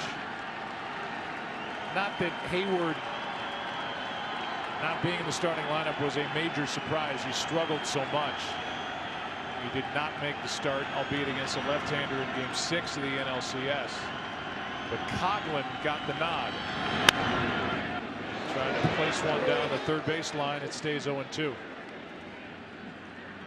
Let's go back to his first at bat. Yeah, everything was on this side of the plate, right? He made every pitch he could make, and that's why Coghlan wasn't happy. That's Schwarber there. That was the first pitch for a strike in this second at bat. Here's an 0-2 from Kluber. That's on the inside corner, struck him out. Number 9 for the Cleveland Ace. There's just no way to cover both sides, and a hitter is at the mercy of a pitcher making great pitches. If you see a pitch away and then you see this pitch in, there's just no way to pull the trigger. You have to absolutely know what's coming in order to hit it. And Kluber, he's been hitting that spot, whether it's a strike or not. He's been hitting that spot all night and putting enough pressure on the Cubs hitters and the umpires to make that call. Addison Russell struck out his first time. Flies one into center. Davis coming to get it. And Rajay has it, 2 out. David Ross is coming to the plate in his final year. One of the real good guys in baseball, wearing a microphone for us tonight. Listen in.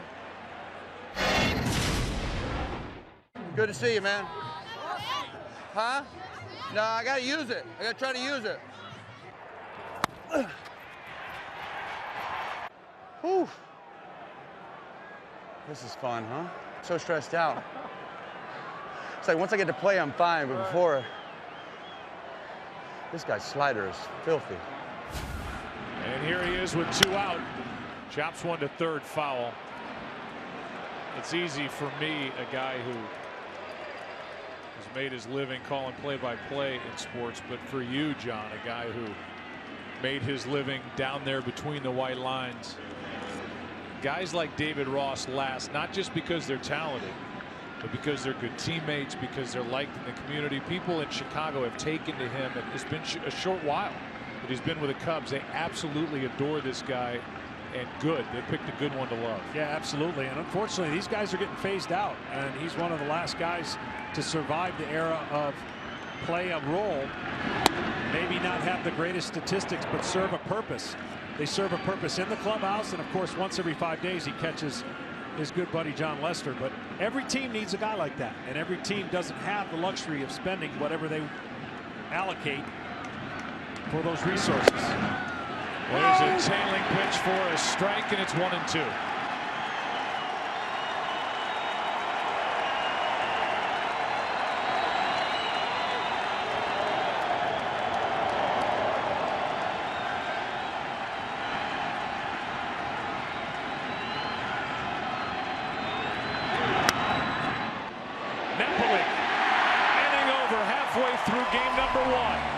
been Kluber and Cleveland over the Cubs, 3-0.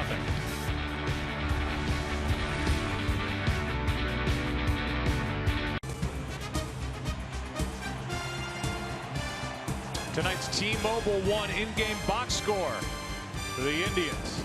Lindor right in the middle of it again. 22-year-old Ramirez, left side of the infield, has been dominant for Cleveland.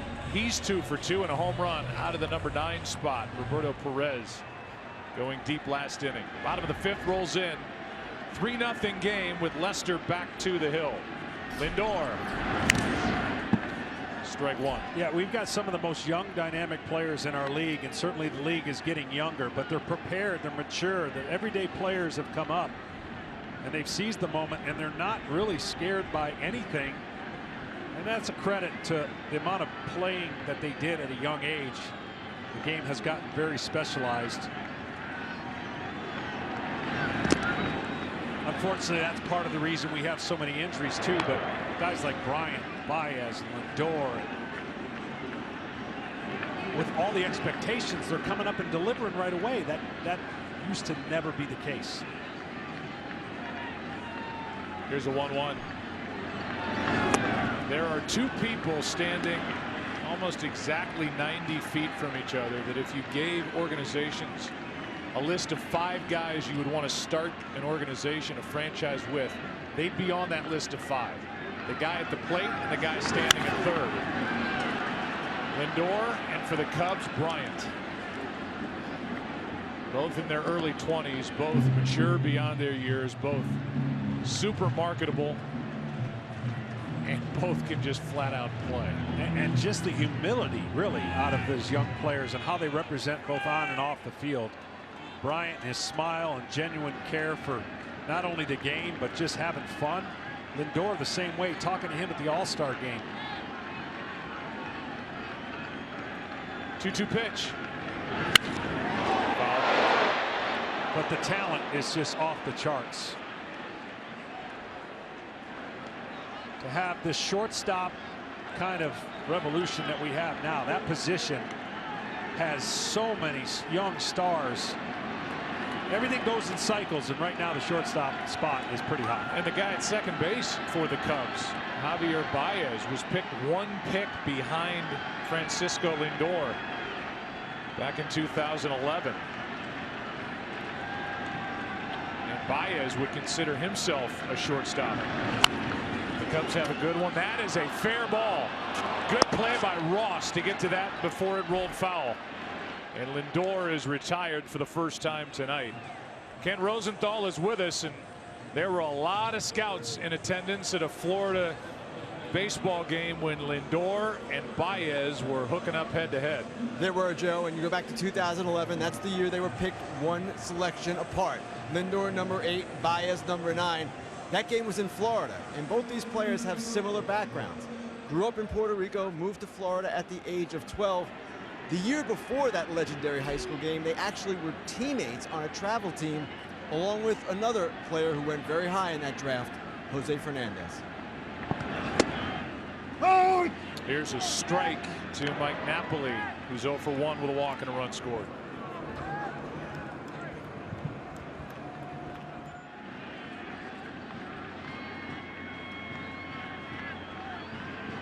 We have video of those 2 players while in high school as Napoli takes one inside, a ball and a strike.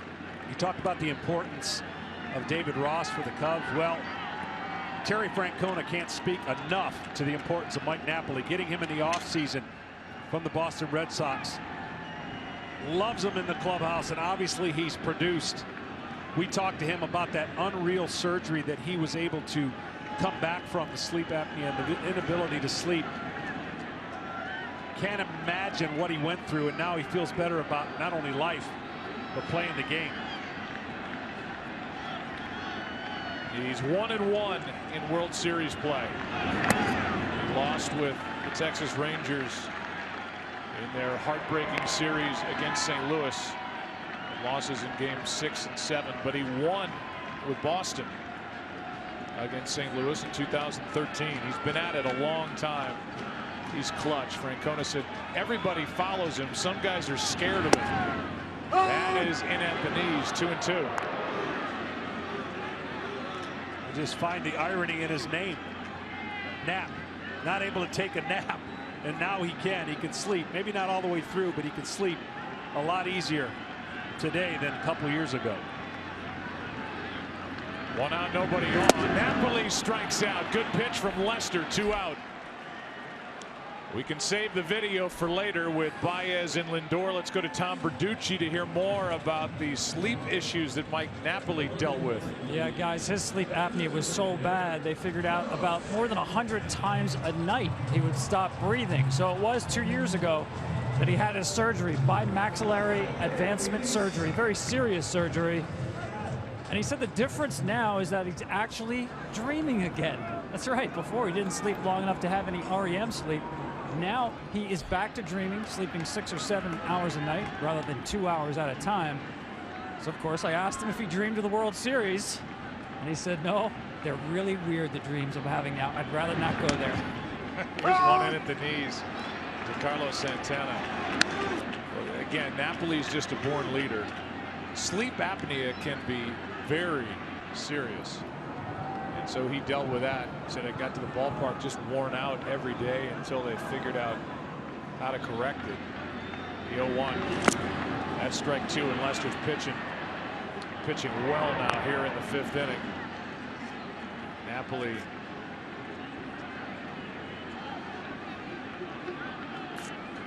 referenced it with regard to Terry Francona. He said guys follow his lead. Some guys are scared of him in a good way. Yeah. He's an intimidating guy. That bounces in. 1 ball, 2 strikes. Well, it's just leadership and what he's been through, and certainly Terry Francona knows every scenario you can imagine, having won championships and coming over here to Cleveland. The resources may not have been many, but he's used every resource he's had. They don't have the budget a lot of teams have, but they make the most of it. Dustin Pedroia was kind of the go-between for Napoli and Francona.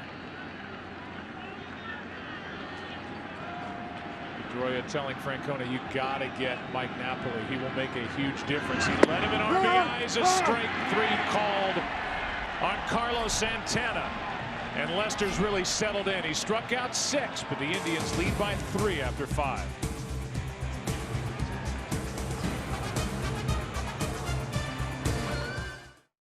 Day in Cleveland, Ohio.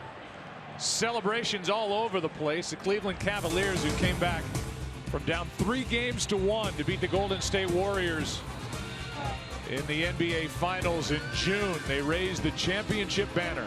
They got their rings tonight, and then they won the game. LeBron had a triple-double in that game, and then next door, it's Gateway Plaza in between next door. The home of the Indians. Cleveland leading 3-0 as we go to the 6th inning, top of the order for the Cubs. And Dexter Fowler takes a ball, and with that we can shift some of our focus out to the bullpen, where a lanky left-hander named Andrew Miller is starting to get loose for Terry Francona. There's a strike. So much movement on these. He's been unbelievable. He really has. And this is going to sound really stupid, but if you're the Cubs, you just want to see anybody else. You don't care if it's this guy, because Kluber has been so locked in. They've had no good swings. Ground ball to Kipnis, gets the high hop. 1 out. Fowler 0 for 3 tonight. Our game summary is sponsored by Bud Light.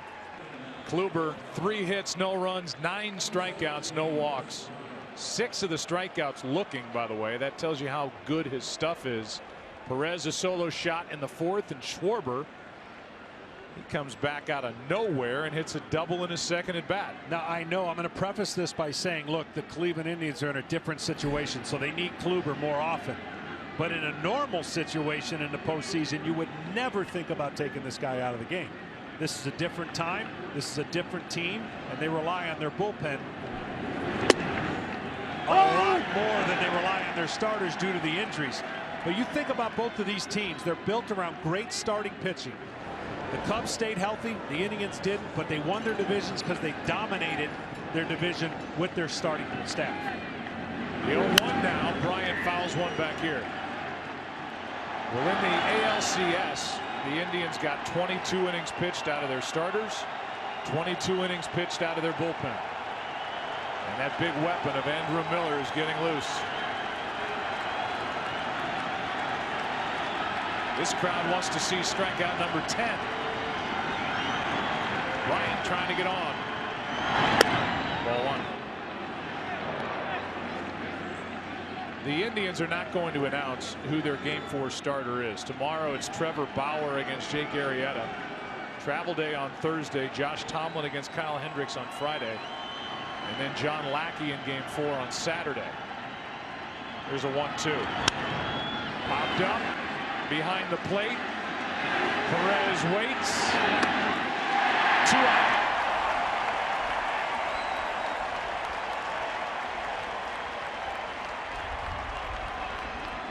And with the bases empty, the batter will be Anthony Rizzo. Tonight's telecast is sponsored by AT&T. Mobilizing your world.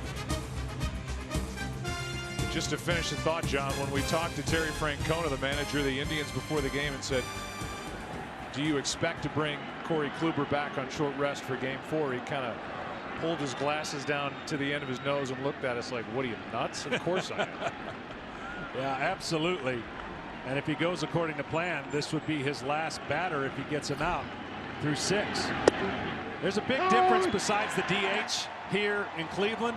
The foul territory and behind home plate much bigger than Wrigley Field. And we've already seen some pop-ups that would have been in the stands at Wrigley Field that have been able to be caught. Obviously the wind helping out. Here's the 0-1.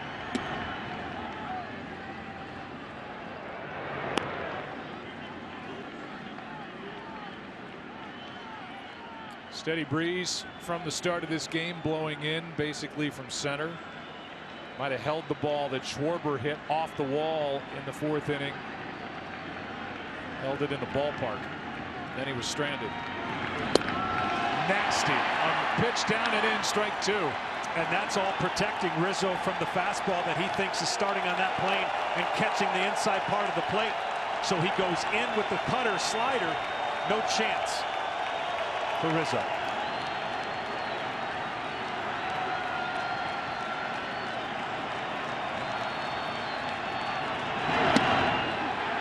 Everybody flinched. 2-2.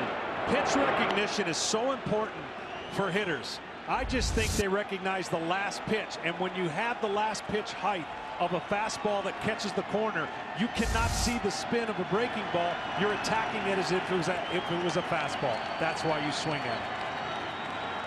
Kluber. Rizzo, a pop-up. The catcher, Perez, has it to end the inning. And it's all 28 tonight. Corey Kluber at the front end of this rotation. Former Cy Young Award winner. A 3-hit shutout through 6. 3-0 Cleveland.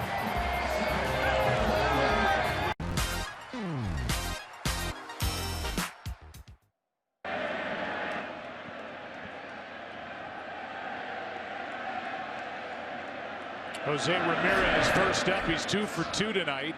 His infield hit plated the first run back in the 1st inning. Came with the bases loaded. Everybody moved up 90 feet. Then Brandon Guyer was hit by a pitch. A 2-run 1st inning for Cleveland. Then a home run by Roberto Perez, their catcher. It's been all Kluber, and Lester has settled in now. He has struck out 6 and allowed just 5 hits. But he's on the wrong end of this one so far. 2-0 the count on Ramirez.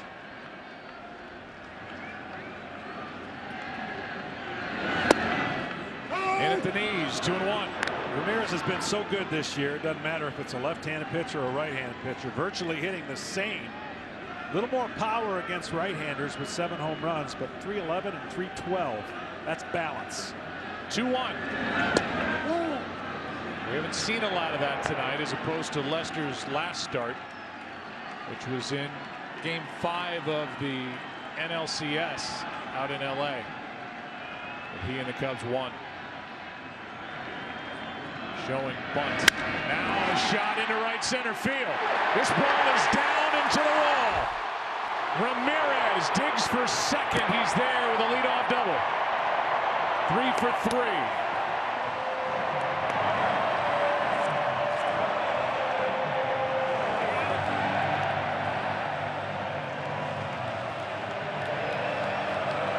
The reason he's so good is he doesn't try to pull everything. He goes exactly where the pitch is thrown. Right center, stays back, splits the outfielders, making it look real easy here. In his first World Series, he's not bothered by anything.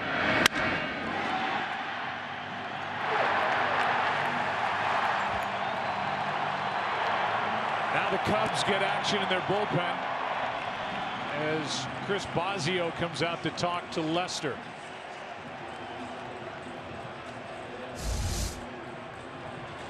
Ramirez now with 2 singles, a double. Well, this conversation is going to be twofold. It's going to obviously slow it down a little bit to get the bullpen going, but then talk about the bunt situation. You would think to add on here that Cleveland Indians, even though American League, you mentioned more of a reverse team play National League style baseball. I would think that the strategy would be to bunt. And if you're going to bunt, you bunt to third base, make Bryant field the ball. The batter's Geyer. 0 for 1, hit by a pitch, has an RBI. Ramirez at second with nobody out. 3-0 Indians, and a look back at the runner. But if you trust your hitter that he can hit the ball the other way and possibly drive him in with a hit, you let him swing. A left-hander on deck is Chisenhall. See what Terry Francona decides. Right-hander Strop in the bullpen for the Cubs.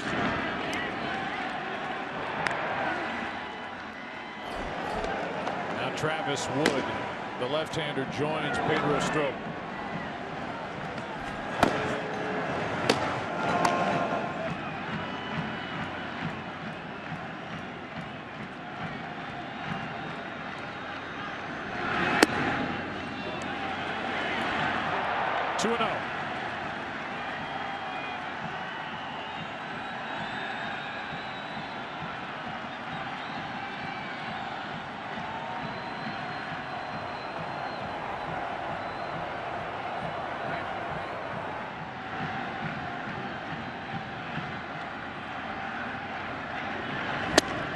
Oh!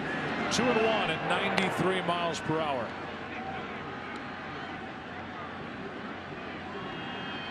Geyer, a big on-base percentage against left-handed pitching this year, 465. Ideally, Lester would love to get him to pull the ball, either to Bryant or Russell. 2-1. Good pitch down and in, 2-2.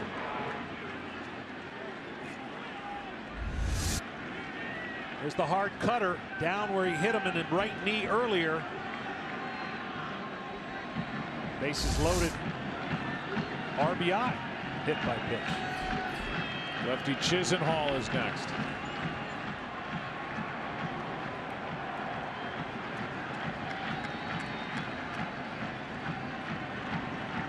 Leadoff double by Ramirez. A 2-2 pitch now to Geyer.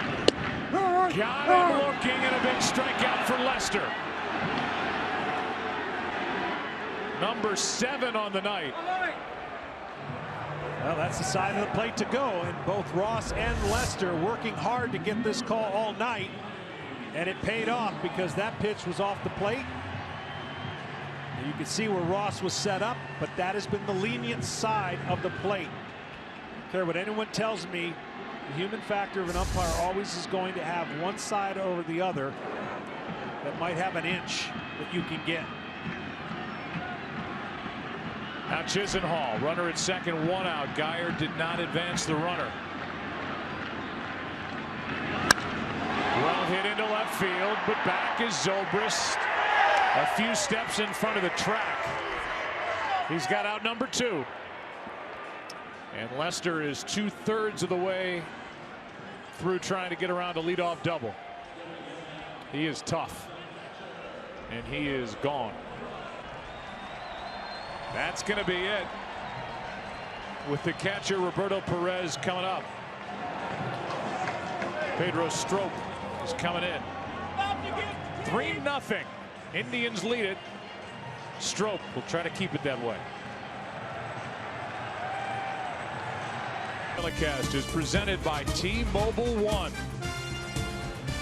There is rain in the forecast for tomorrow, and the rain's supposed to get heavier as we go, and because of that, everything's been moved up an hour. So make note of that. Coverage on FS1 begins at 6 o'clock Eastern time tomorrow night. First pitch at 7:08 Eastern on Fox. So everything's up an hour for Game 2 with the hope of getting it in before a travel day on Thursday. Our AT&T call to the bullpen. Here's Pedro Strop after 5 2/3 innings from Jon Lester.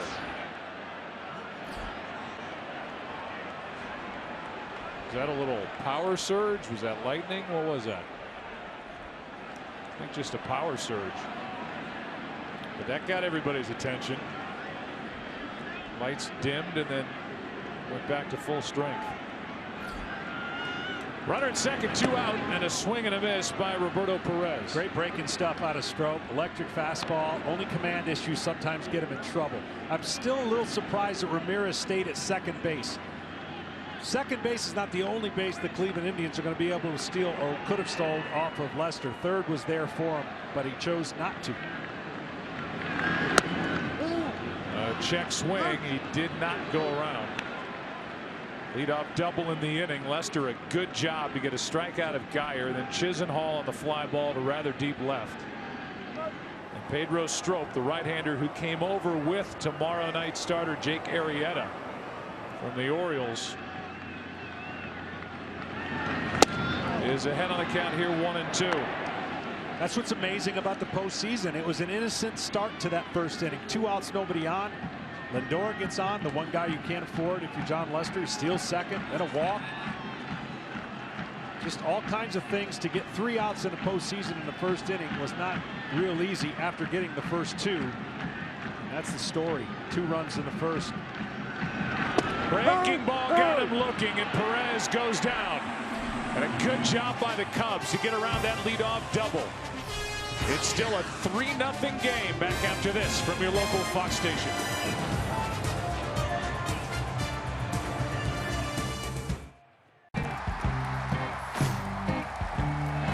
Struck him out. World Series history. Number 28 is on.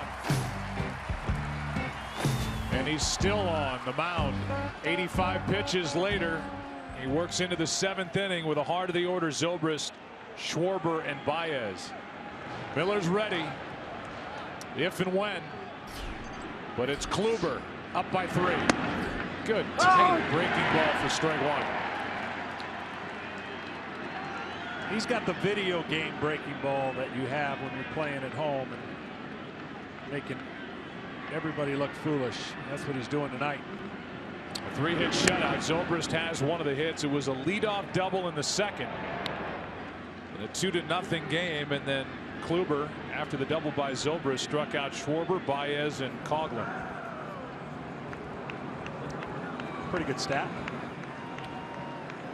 60 straight wins when leading by 3 or more runs for Terry Francona.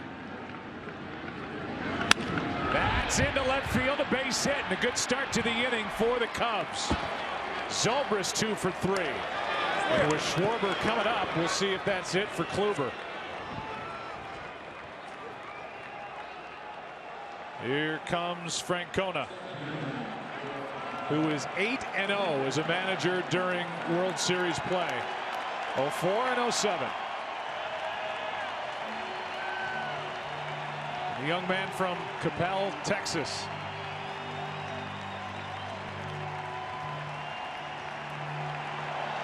Saluted as he leaves here in game 1.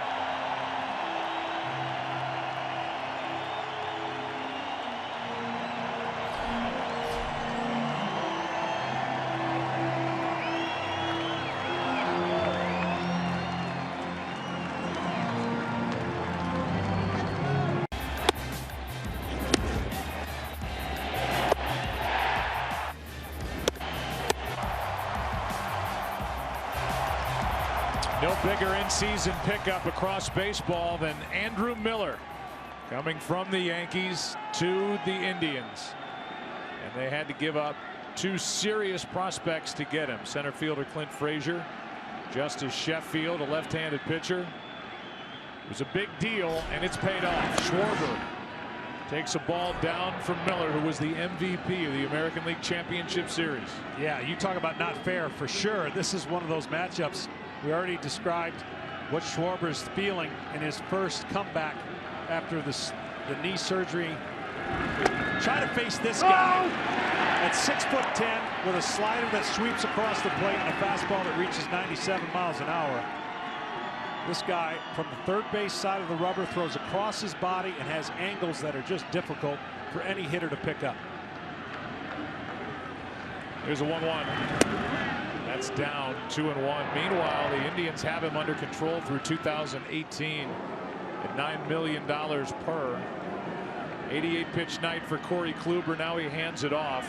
The ALCS, 14 strikeouts over 7 2/3 innings pitched. Good swing by Schwarber with the count 2-2. Well, one of the things that works out in a player's career, not always, but Miller, failed starter, has now become one of the most valuable commodities. He's learned how to throw strikes. He's simplified his mechanics, and he's a great weapon for Terry Francona.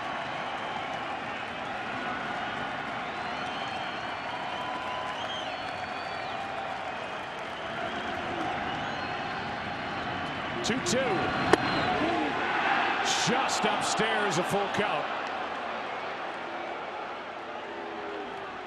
It's a great pitch away and a great take. Thinking along with Perez and Miller, you almost think you got to throw a 3-2 slider here to Schwarber, who hasn't seen many like this. Schwarber takes a walk. And with that, Chicago has the tying run coming to the plate with nobody out in the 7th. That is a tremendous at-bat. We talked about him tracking over 1,300 pitches off of a pitching machine, but there is no way to explain to you at home how he laid off that pitch other than he did, because that's the slider right now that all left-handers have a hard time laying off. What an at-bat by Kyle Schwarber. Now it's Javier Baez. Talked a lot about Lindor. Baez having a tremendous postseason with swings like that at 95 miles per hour. 7 RBIs for Javier. 0 for 2 tonight. 13 of 40 now in the postseason. Sitting over 340 this postseason coming into tonight. Here's the 0-1. Strike 2. You would think that the only chance you have against Miller is for a right-handed batter, but again, the angles and the sharpness of that break, he can sweep it away, backdoor the slider, or drop it at your back foot. You always have to be prepared for the fastball, because no hitter wants to get beat by the fastball, and then that slider spin disappears.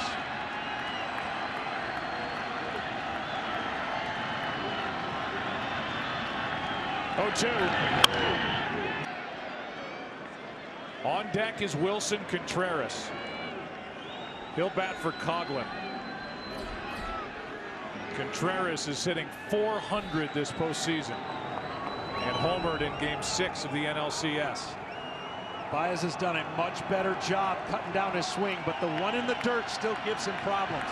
That slider was too high for Miller. You go higher than high with the fastball or in the dirt with the slider.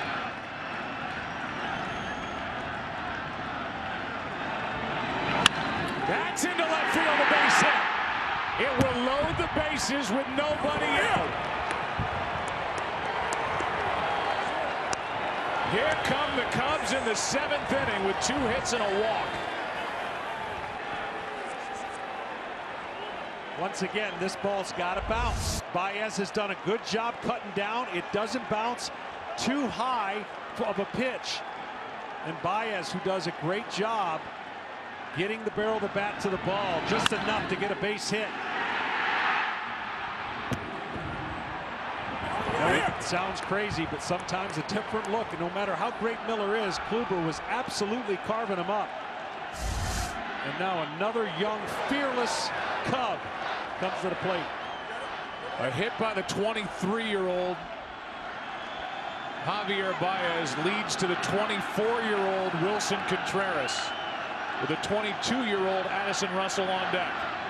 Tying runs are on. Ball one as Contreras showed bunt, and he is constant motion at home plate.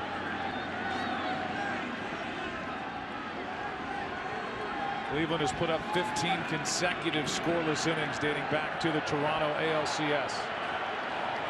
Opportunity is knocking for the Cubs.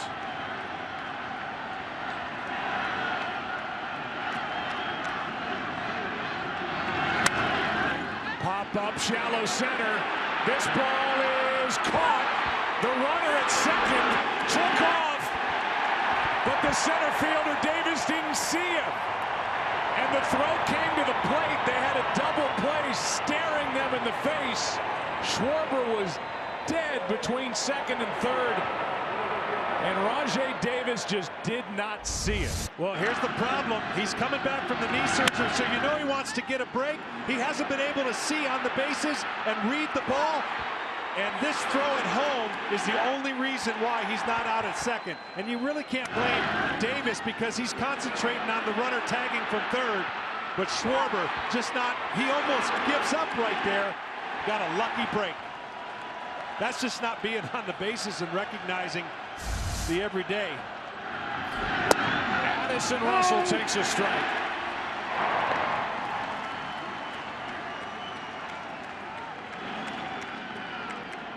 Rajai Davis did a good job to cover a ton of ground on that falling fly ball, shallow center, and missed a chance for a double play. Here's the 0-1. Strike two on Russell. Well, Miller, another good matchup for Miller. Russell with the big leg kick, trying to get something out over the plate he can drive. Anything down, again, down in the dirt, Russell will not be able to lay off of anything down, and a fastball way up. Trust your catcher. And he'll block it. The 0-2. Struck him out, 2 down.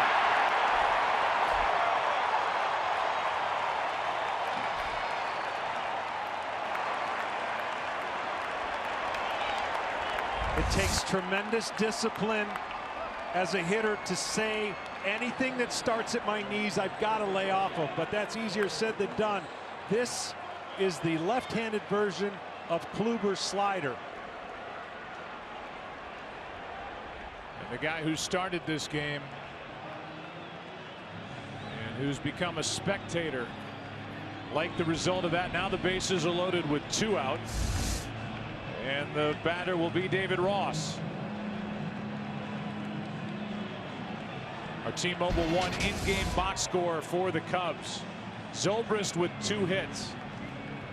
Schwarber has a double and now a big walk in this inning. Baez a hit in this 7th, but no damage done yet. Against Andrew Miller, it's going to take something from the veteran catcher David Ross.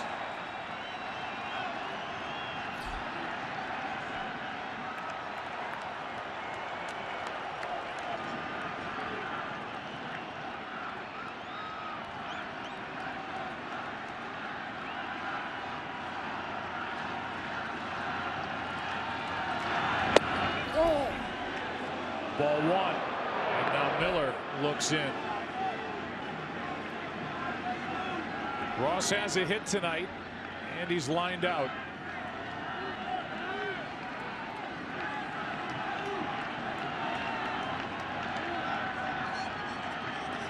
In case you're wondering, the last grand slam given up by Andrew Miller, Ben Zobrist, back in 2011. And Ben and Joe Madden were with the Rays.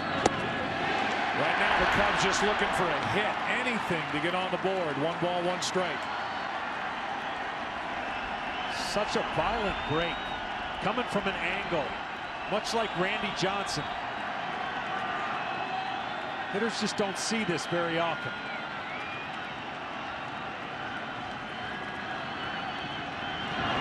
Oh. That was low, ball 2.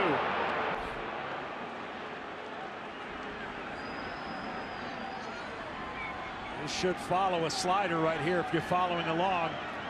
Fastball down, beat Ross. He just took it, got the call, a ball. Now ball 3. Now Ross a little up there in age, got to start the engines a little quicker than most people. 3-1 lock in on a pitch over the middle of the plate. And if Miller has the guts to throw a slider, so be it. You got to be looking to hit one pitch in one area if you're David Ross.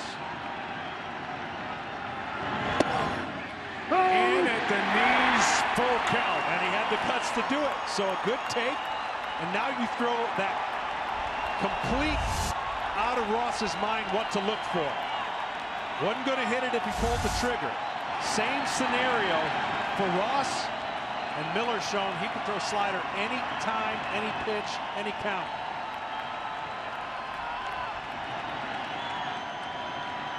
Runners will go. That will help Schwarber at second on a hit. He tied him up, went around, struck him out, inning over. And Miller's dominance continues. Kluber hands to Miller. Time to stretch in game 1. Nasty. Indians lead 3-0.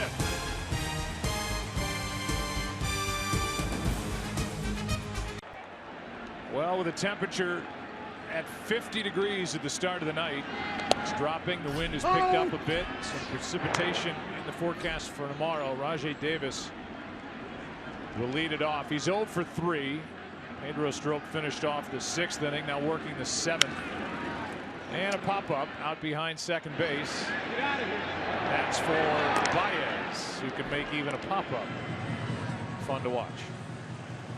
Tonight's telecast is sponsored by T-Mobile, bringing you greater coverage of tonight's game. And by Bank of America.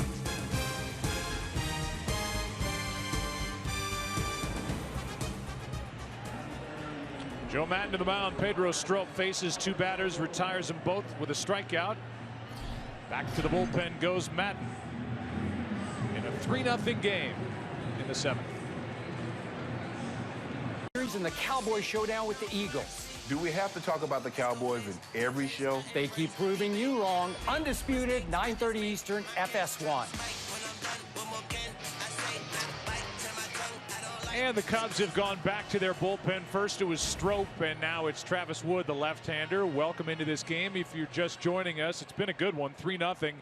And all Corey Kluber, and now Andrew Miller is in on the fun for Cleveland. Here's Wood. Travis deals a strike into Jason Kipnis, the second baseman for the Indians. Wood was busy. Sorry I didn't give you a chance to talk. Awkward on camera. That is a breaking ball down, but at the knees. Kipnis didn't like it. 0-2. And Travis Wood has found a home too in the bullpen. Once a starter for the Cincinnati Reds. Good athletes, played the field. Left field for Maddon, can hit. Already hit a home run in this postseason.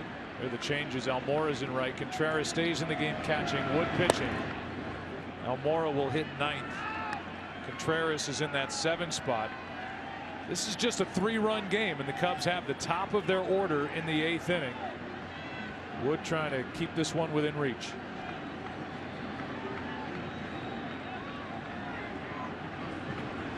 Kipnis. Ball 2. You know, you don't get moral victories in the World Series. So watch Grimm get ready. But if nothing else, the Cubs know they're going to see Miller several times in this series if it goes much past 4 or 5 games. And to have that tiny success, even though they didn't cash in, see how it plays out. Kipnis, a 2-time All-Star. And a guy who credits the previous manager here with the Indians, Manny Acta, for helping the make him the big leaguer that he is, now playing for Terry Francona, who we said this earlier in the postseason. I don't think a manager has had more of a hand in a team's success than he did with the Red Sox. Veteran team, the injury to Schilling, the bullpen, using Keith Foulke in the right spots. When the Boston Red Sox broke that 86-year curse, if you want to call it that, and won it all in 2004. He won 2 rings in Boston. Stays 2-2. Well, he also said early on in the postseason with a rather young team why he went to Miller as much as he did. He felt winning that first game was so important. Winning game 1 of the World Series, the last 12 out of 13 winners of game 1 have gone on to win the World Series.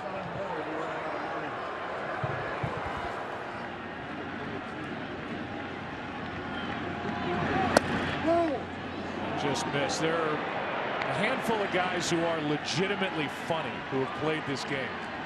Bob Uecker, #1. Terry Francona is legitimately funny. His personality is all over this scrappy Cleveland Indians team. They love playing for him the way the Cubs love playing for Joe Madden. 3-2 pitch to the shortstop. Addison Russell guides it across. 2 out. Let's go back to 1963. Tito Francona, Terry's dad, enjoyed a 15-year major league career. Spent 6 of them in Cleveland, the most productive years of his career. In 1959, 5th in the MVP voting. 20 home runs at .363. That figure would have won the batting title, but Tito fell short of the minimum number of plate appearances. Terry played 10 big league seasons. 88 with Cleveland, Montreal Expos. Had a horrible leg injury that really, in essence, ended his career. Pitching change here for the Cubs. Grimm coming in. 3-run game in the 7th. If you call yourself a sports fan, you got to get DirecTV. Call 1-800-DirecTV.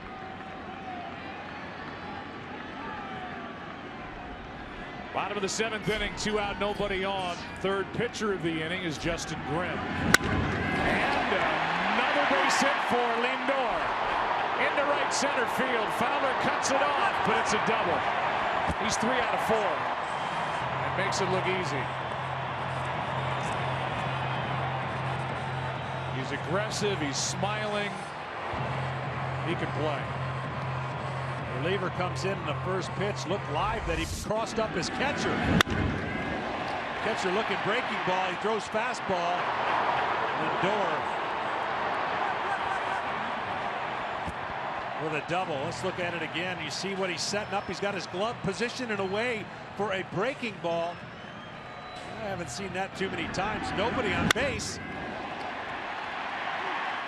Missed the sign.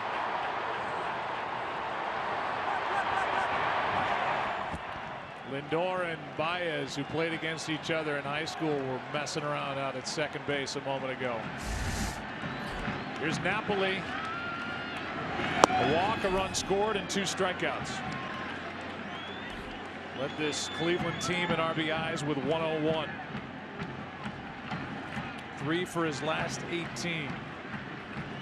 Did homer in the ALCS in Toronto.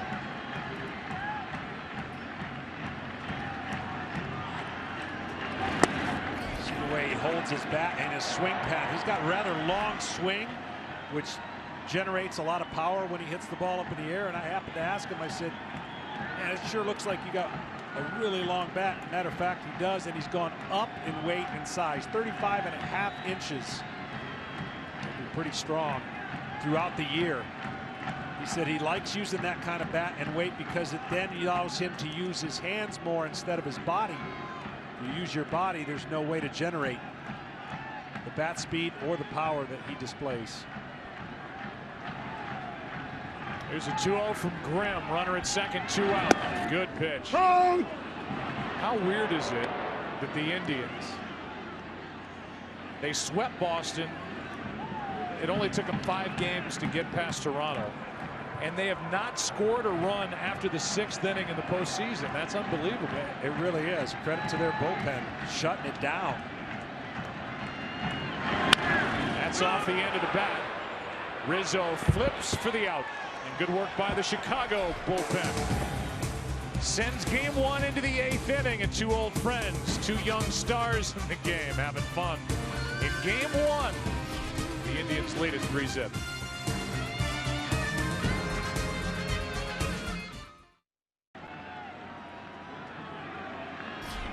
3-0. Cleveland leads it. Top of the order for Chicago, and that means Fowler, Bryant, and Rizzo.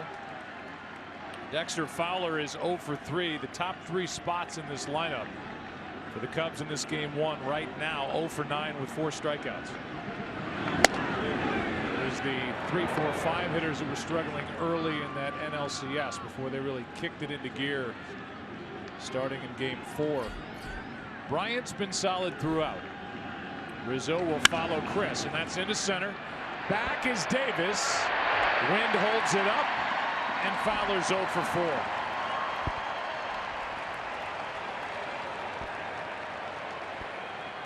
There's our set. And coming up after tonight's game, baseball's most talked about post-game show, Kevin, A-Rod, Frank, and Pete, as they break down tonight's game. That's next over on FS1, or watch it live on Fox Sports Go. Reminder for tomorrow, we are on the air on FS1 at 6 Eastern, not 7 Eastern. Everything moved up an hour because of the rain that's in the forecast for Cleveland. First pitch at 7:08 Eastern. Well, 1 inside to Bryant.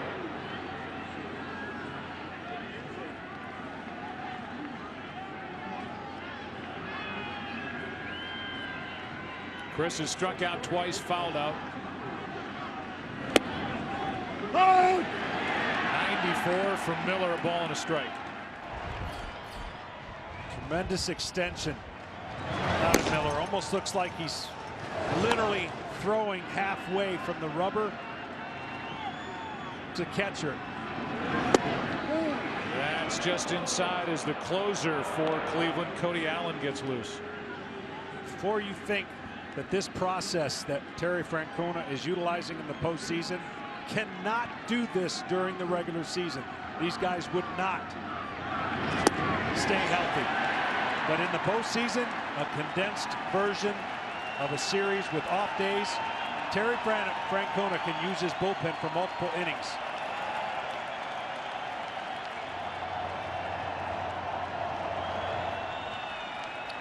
Coming off 5 days of rest at the end of the ALCS. That's outside. Full count. Makes it so tough, as we saw in the previous inning. 3-2 is not your traditional 3-2 fastball. Go ahead and see how far you can hit it. He could throw his slider anytime and feed off the aggressiveness of the hitter trying to catch up to his heater.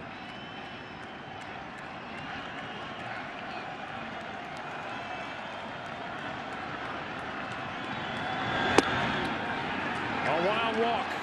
That's the second walk handed out by Miller. So here's what it looks like if you're sitting at home thinking, oh yeah, what's so nasty about this? Well, every one of them looks like a strike, and they end up out of the zone. 17 thrown last inning, only 5 thrown for strikes, but every one of these looks like it's crossing the plate, especially this last one right here. That's why Ross couldn't hold his swing. Tremendous tilt, staying on top of the ball, the arm angle and the spin. Tough to pick up. That last one on Ross was with the bases loaded. 2 out and a 3-2 count. A slider from Miller, who came back after falling behind on the count for the strikeout on the check swing. Now Rizzo. Miller faces so many right-handers, as you can imagine, out of the pen, that his angle to right-handers in his slider almost better than the angle he tries to create against left-handers. Of course, Rizzo right on top of the plate. He's going to have to start it at his hip. 1 ball, 1 strike. And the point is, when a pitcher looks at an area where he wants a pitch to end up against a right-hander, there's a lot of space. A left-hander, he sees him throwing across his body, trying to sweep that pitch across the plate. Strike two.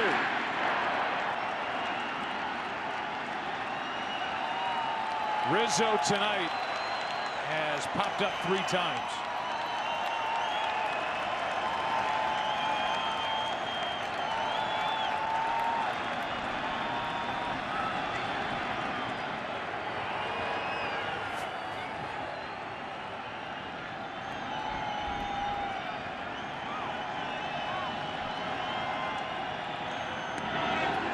Check swing. He didn't go on the count 2-2. Andrew Miller had walked only 2 this postseason in 11 2/3 innings. Rizzo did hold up. Coming into tonight's game, he's walked 2 here tonight. Rizzo choking up with 2 strikes, as he normally does. That'll get out of play.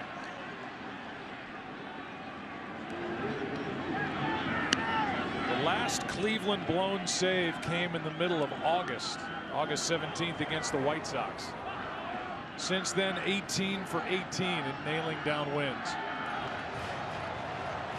And the guy in the bullpen, Cody Allen, 5 for 5 this postseason. But right now it's Miller. 2-2. Full count. So far, the Cubs tracking it pretty well. Again, seeing Miller is going to be a theme that they know they would like to avoid in this series. But the more looks they get at him, you would think gives them a better chance later in the series. 3-2. Got under it again. This one into shallow center. Davis is there and has it for out number 2.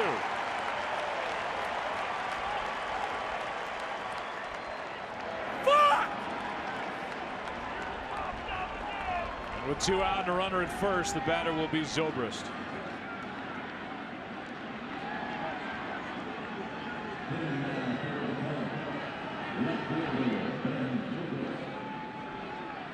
Zobrist has had a nice night. 2 out of 3, and his hit back in the 7th, his second of the night, chased Corey Kluber. And the Cubs had the bases loaded, nobody out, could not get a run home. Ryan at first, 2 out, ball 1.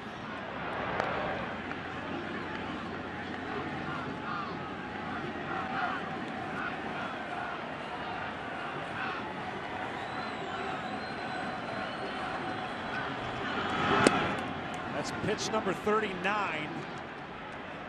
Certainly, Terry Francona is not concerned whatsoever about tomorrow. He wants today to go the way he wants and put that win in the book. But the Cubs have made Miller work. They usually make pitchers work. They got aggressive against Kershaw in Game 6 of the NLCS. Zobrist taking a strike. And that's called strike 1, 2-1. He questions the home plate umpire Larry Vanover.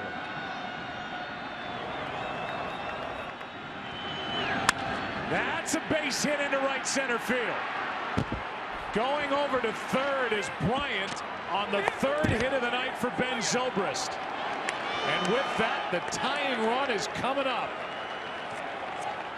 And it's the DH, Kyle Schwarber.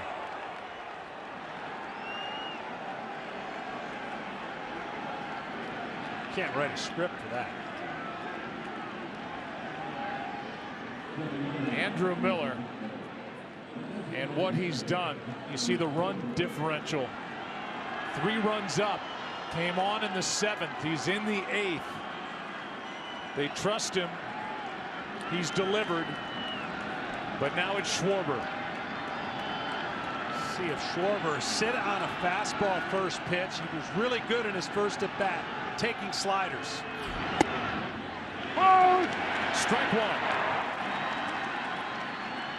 Schwarber doubled off the wall in the 4th, walked against Andrew Miller in the 7th. Just activated.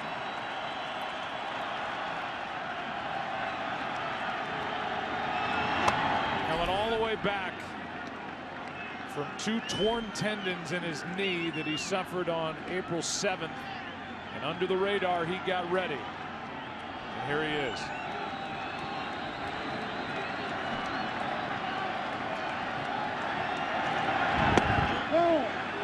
He has been disciplined. He has. You can't sit on his slider. You got to sit on his fastball and hope he makes a mistake with his slider in the area you're looking for his fastball. So anything outside, you got to just absolute take, and so far he has. Sometimes a pitcher can be so nasty, the hitter looks good taking it. He was just fooled and couldn't hit it.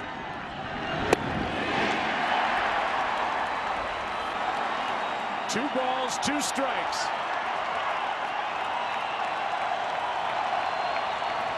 That was the one. The pitch up, the high slider.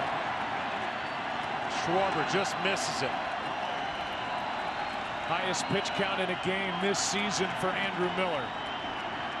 It's going to take him at least 46.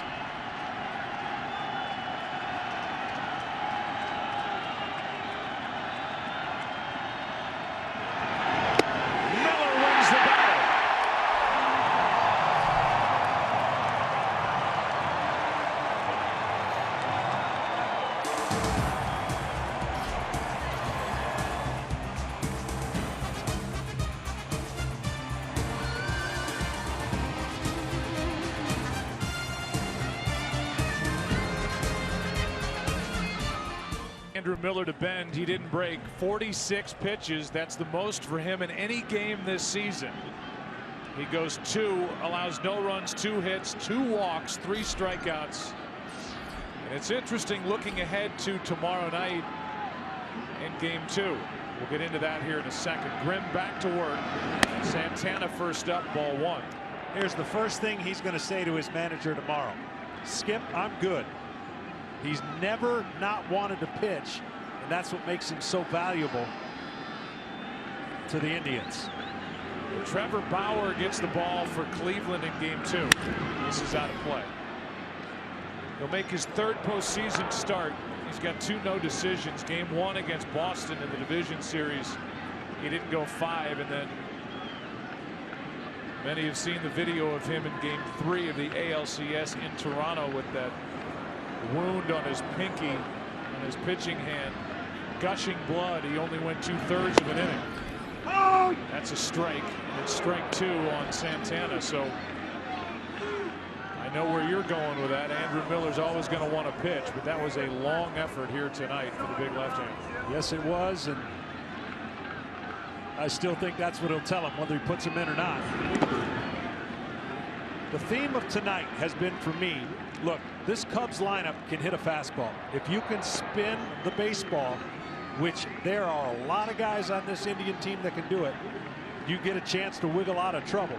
8 strikeouts with runners on, 7 or 6 of them with runners in scoring position. And that's how the Indians have gotten in and out of trouble when they've been there. This one bounces in, and he went around as Contreras blocks it. Santana strikes out, 1 away in the 8th. Speaking of spinning at baseball, that's exactly what Grimm did here. So with 1 out, here's Jose Ramirez looking for his 4th hit. The last and only Cleveland Indian with a 4-hit game in the World Series, Vic Wertz, in game 1 of the '54 Fall Classic. Known for hitting that fly ball to Willie Mays at the Polo Grounds that Mays chased down. That's what Jose Ramirez is trying to do, put up a 4-hit game. 2 singles and a double. And an RBI. Ball and a strike from Justin Grimm. Like I said, it doesn't matter to him, right or left-handed. He has shown to be super comfortable at the plate all year.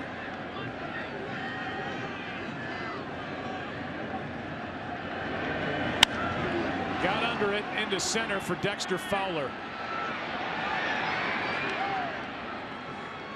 2 out, nobody on. Geyer coming up. Junior Home Run Derby allows kids 14 and under to compete for the National Home Run Derby Championship at the 2017 All-Star Game. Sign up today to host a free competition in your local community at jrhrd.com.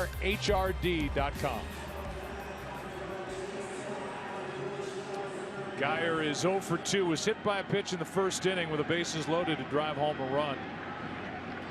Second run of the inning, and a home run off the bat of Roberto Perez.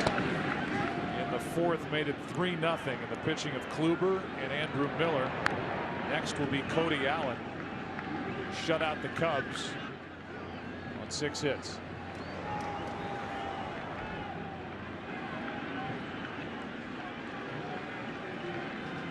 One-0 pitch to Geyer. Aaron Charlton, who is with Stats Inc. and with us in the booth tonight, tells us that World Series Game 1 history all time, there are 3 pitchers with 9 or more strikeouts and no runs allowed to the history of the World Series, and Kluber is on that list now, with Bob Gibson in '68 for the Cardinals against the Tigers, and Allie Reynolds, 49, the Yankees against the Dodgers.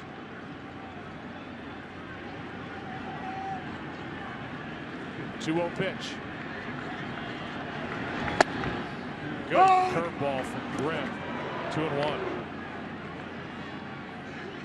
Heavy assist from Don Hartack, who's working back in the office with all the stats that we throw at you during the postseason. Happy to have those guys help us. Here's a 2-1. Boy, Grimm has thrown some good pitches here in Game 1. 2-2. Yeah, I said he can spin it. He's got that downer curveball.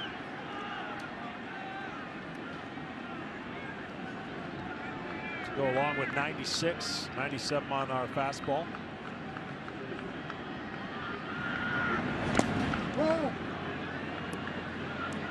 The Cubs in the 9th inning will have Baez, Contreras, Addison, Russell.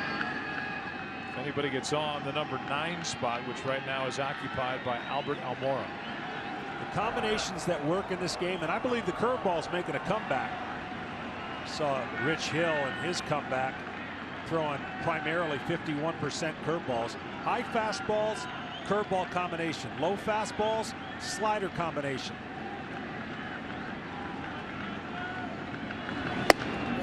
That's a 2-out walk.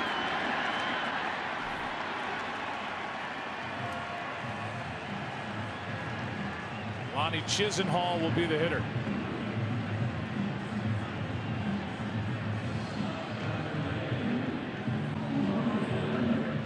Reason that works for a pitcher is because that last pitch recognition. If you've got a traditional good arm fastball on the top of the zone, you follow it up with a curveball.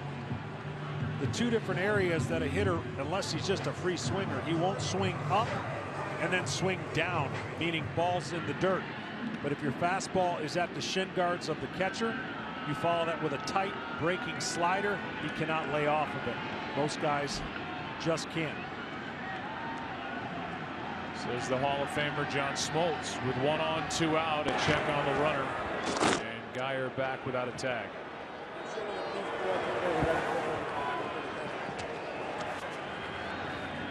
That's Sandy Alomar, the first base coach for the Cleveland Indians. And a beloved player here in the mid-90s. MVP of the All-Star game here in '97. Part of a World Series team that lost to the Marlins. Ball 1 now to Chisenhall.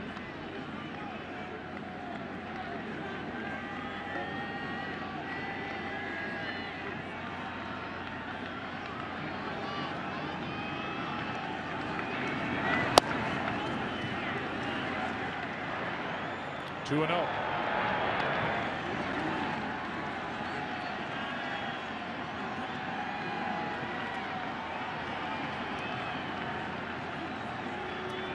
Chris Bosio, pitching coach in his 5th year with the Chicago Cubs. his second with Joe Madden. Madden took over last year when he popped loose. Was out there on the market. The timetable was expedited a bit for the Cubs. That's when they got Madden, when they signed John Lester. It all came together here in 2016 for a team that led baseball with 103 wins and is built to win now. And with the youth on this team, in my opinion, the team to beat for quite a while to come. Yeah, absolutely. They only had one low, and that was right around the All-Star break. Just before it, pitchers ran into a little bad stretch, and right after the All-Star break, right back where they left off, dominating. Chisenhall with a count in his favor, 2-0.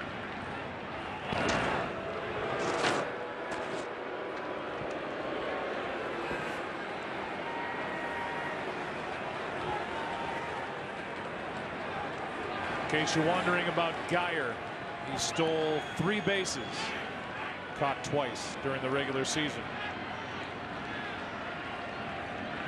That's into left field, a base hit. And it's 2 on with 2 out. A walk, a single.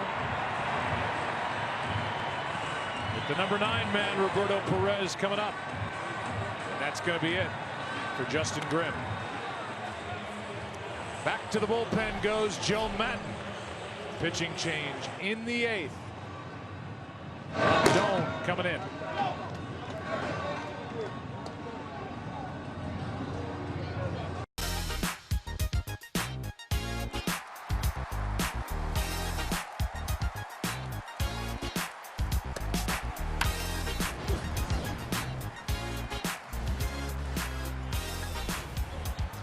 We welcome you back to the World Series on Fox. Tonight's telecast presented by T-Mobile One. 3-0 Indians. Bottom of the 8th inning of game 1. 2 on, 2 out.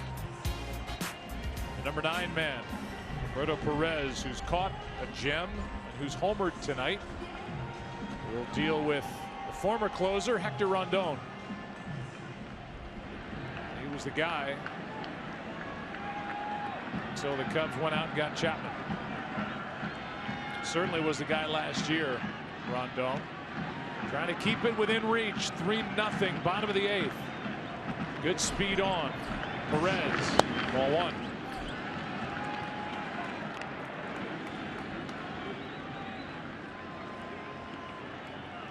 Trevor Bauer and Jake Arrieta tomorrow night, starting an hour earlier because of the weather forecast. Timeout called before the pitch. Yeah, good thing Rondon went ahead and threw it. That's how you get hurt, trying to stop. So he did the right thing, even though time was called. Power fastball, power breaking ball. Doing a great job. You mentioned Chapman came along, did get hurt, forearm issues. So he spent a little time on the DL. Here comes a 1-0. Oh! Fastball poured in at 95. A ball and a strike.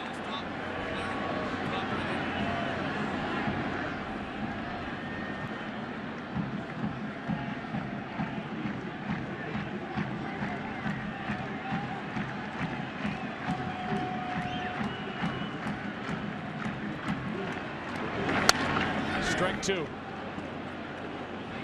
StatCast is powered by Amazon Web Services. In the 4th, Roberto Perez.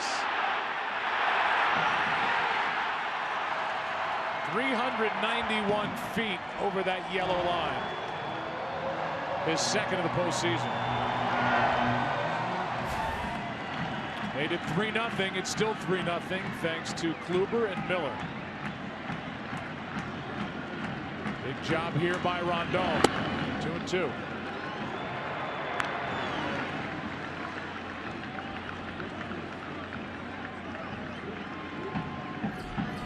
Pulling the breaking ball too far away, get it over the middle of the plate. Anywhere over the middle of the plate towards the shin guard, and Perez will swing.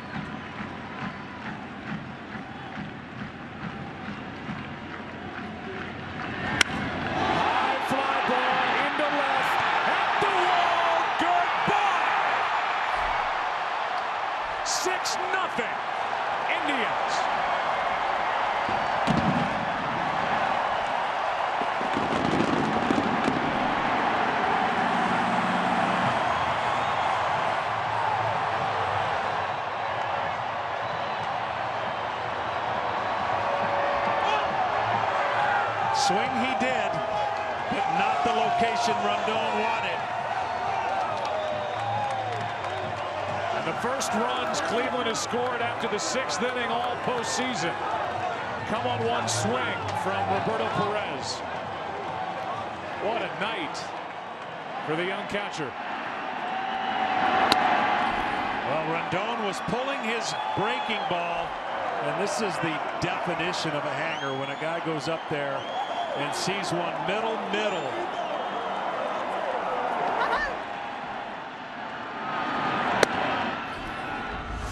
This is a hanger. This is the one a pitcher knows as soon as he lets go. He does not have to turn around, and Rondon did not turn around.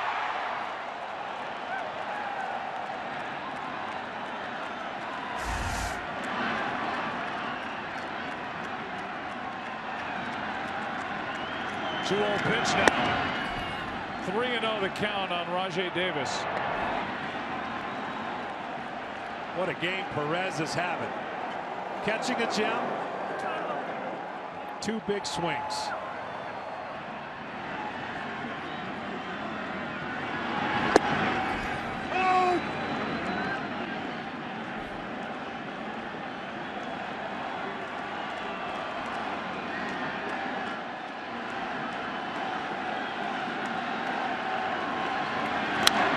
That's into right.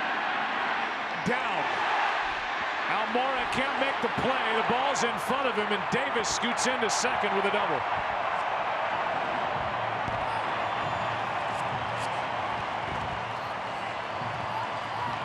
Roberto Perez is now on a short list of Cleveland Indians hitters with multiple homer games in the postseason with Manny Ramirez and Jim Thome.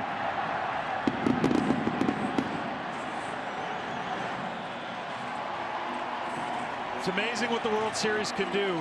Guys that you traditionally think, because of their batting average and because they're struggling at the plate, you make them try to beat you. Well, for the night, Perez said, take that. Take notice and don't hang anything in here. Now Kipnis, strike one. Andrew Miller, another night, another job well done, although this one wasn't as routine as some of the others have been. Most important stat for him is putting up zeros, and it's 6-0 here in the 8th.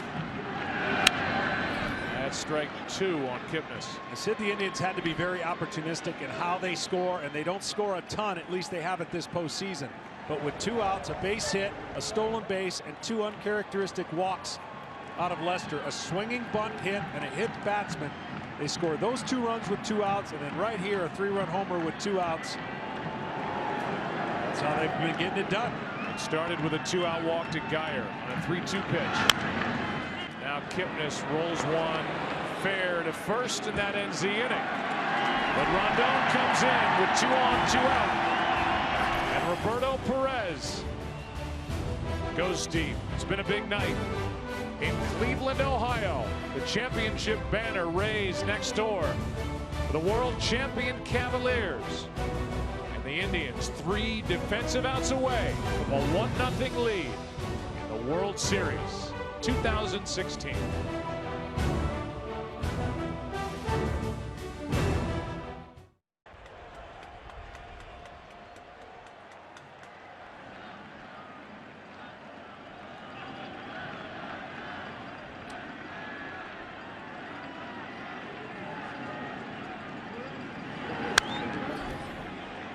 Javier Baez swung at the first pitch, fouled it back as the Indians bring their closer Cody Allen into the game. Look at his numbers during this postseason. 5 for 5 in the save category. And this is the formula that Terry Francona wanted. Kluber, Miller, Allen. And he's gotten the timely hits. The Cubs have not, obviously. The Indians pitchers are doing to the Cubs what they did to the Red Sox and then the Blue Jays. Cody Allen is just another version of Corey Kluber, if you ask me. with similar stuff, but just a much firmer fastball. He can spin it with a breaking ball that falls off the table. But here he's pretty much going to go after him, I would think, with a 6-run lead. Might spin one right here just to get a strikeout. And he does. One away.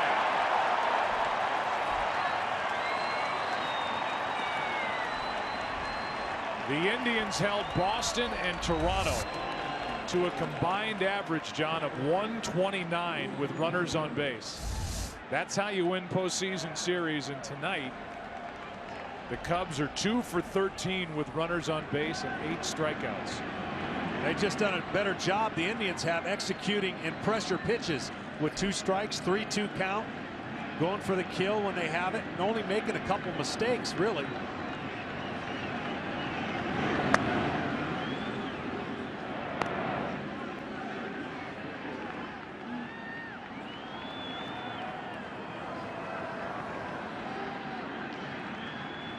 Here comes a 1-0 pitch to Wilson Contreras, 0 for 1 since entering as a pinch hitter. And almost got him. On the hands, the wrist, the forearms, it's inside 2-0. The last Game 1 shutout was thrown by the Reds against the A's in 1990. 7-0 win for Cincinnati. 2-0 pitch. That's foul. Well, earlier I thought the key for the Cubs was going to be don't miss the fastball, and they really never were given an opportunity to locate or get after the fastball because Corey Kluber painted the fastball on the inner half part of the plate against a lot of left-handers. Maybe Zobrist had one of the better approach for the Cubs tonight, the way he was swinging. He had 3 hits. That's high. 3-1. Sometimes in this game, I know even Pete Rose talked about the ability to make in-game adjustments and maybe back off the plate. Guys today just aren't equipped to do that.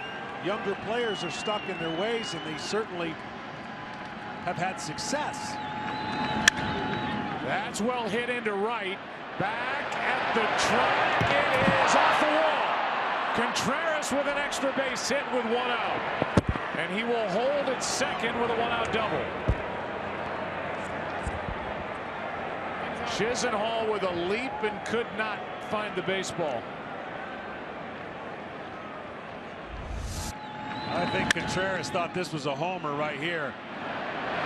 You got to run. It would have been a triple. The score is 6-0, but in a much tighter game, you cannot afford to assume anything at this level and this importance. So not running out of the box cost him an extra base. Instead of a triple, it's a double as Chisenhall could not make the connection in right.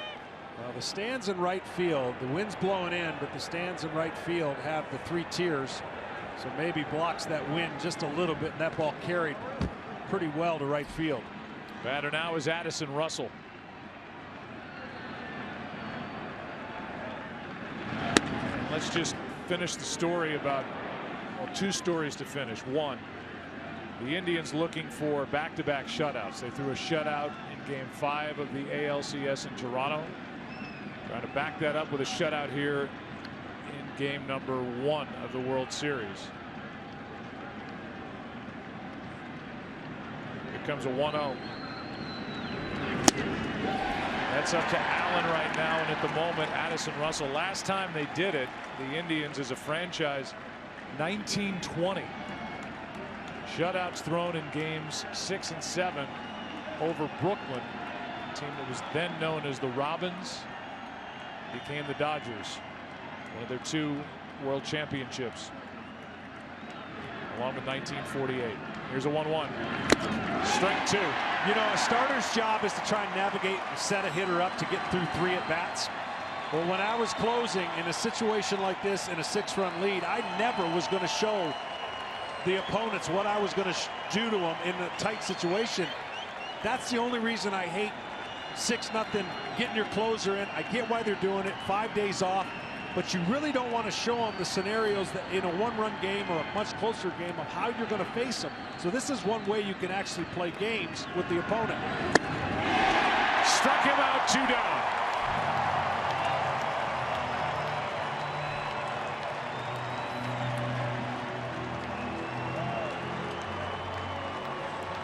the last hope for the Cubs to extend this will be Miguel Montero. Now, it did cost me a couple homers, but it worked out later with that same hitter expecting the same pitch. And of course, I didn't deliver the same pitch. When a closer knows he's going to come in a best-of-7 series potentially 4 times to close this out for his team if he's given the opportunities, those are some of the things you think about, especially with a 6-run lead in tonight's game. So you talk about why are the Cubs the favorite? To me, this is a game where coming in, the Cleveland Indians, they can't miss on the night Corey Kluber pitches. It's like Kershaw with the Dodgers. Joe Madden is in a great position. He comes back with Jake Arrieta and then Kyle Hendricks to back him up, and Lester waiting around for game 4. So the pitching situation will evolve as this series goes. But the advantage is still with the Chicago Cubs because of the depth of that rotation. Absolutely. If you feel like you're the better team, you just have to have more patience. You knew starting on the road in a hostile crowd against a great pitcher, the goal of any team when they start on the road is what? You got to split. We got to win 1 out of 2. Bare minimum. Here's a 2-0 pitch. That's a strike. I said Lester, tonight's starter in game 4, meant Lackey, but then you've got Lester coming back around on normal rest in a game 5. So that's where the advantage is. And I really believe it will reveal itself as this series continues. Francona, though, got what he needed here tonight. Terry Francona will go to 9-0 as a manager in the World Series. That's strike 2. And really the other storyline is if this series does go 5, 6, 7, the usage of the bullpen and the amount that the Indians use it, will that come back later in the series? But right now the formula has been they haven't needed it. They've won 7 games and played 8. This could be 8 and 9.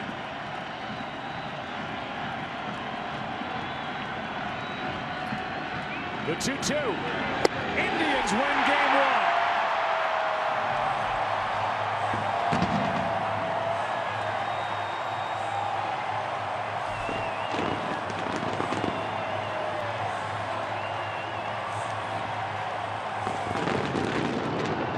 Kluber the winner, 3-1 this postseason. Lester the loser, 2-1 in a 3-hour, 37-minute game.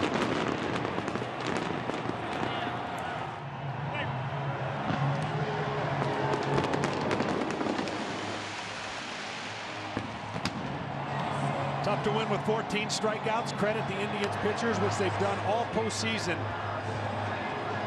Striking out a lot of them. 15 times did the Cubs strike out. Cody Allen struck out the side in the 9th.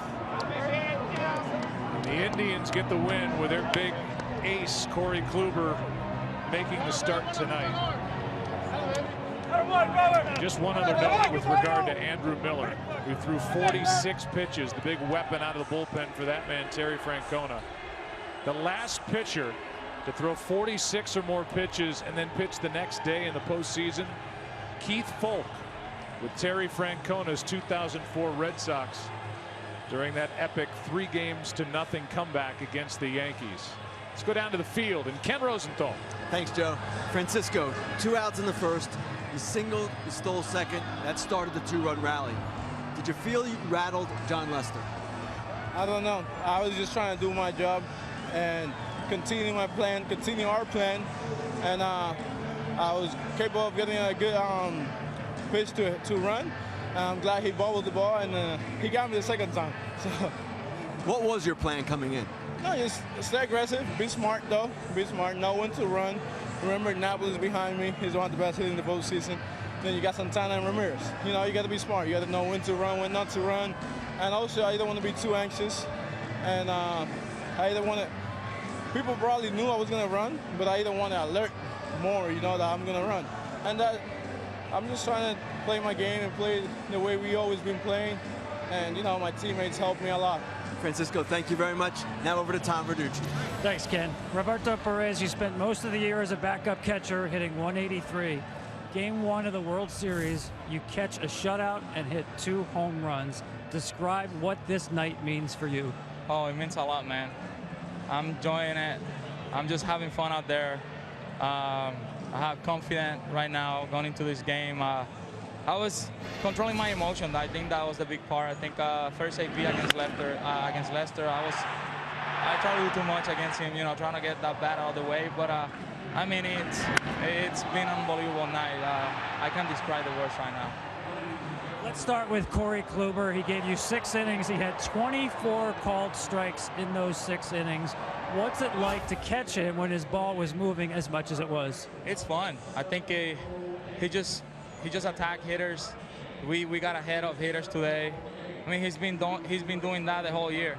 I think like I said before, you know, he's our ace.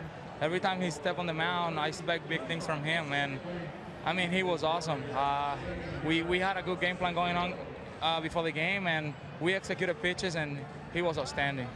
Now, Game 1 winner of the World Series has won 12 of the last 13 World Series. That's recent history. Give me a player's perspective, how important it was for Cleveland to win Game 1. Oh, I think it's huge, especially, you know, home field advantage. We just got to take care of our home, and you know, we got that first win out of the way. But we got to come back tomorrow with the same mentality. They have good bulk up over there. They're good hitters. But we just got to play baseball like we've been doing the whole year, and just doing what we do. Roberto, thank you and congratulations. Thank you. Back to you.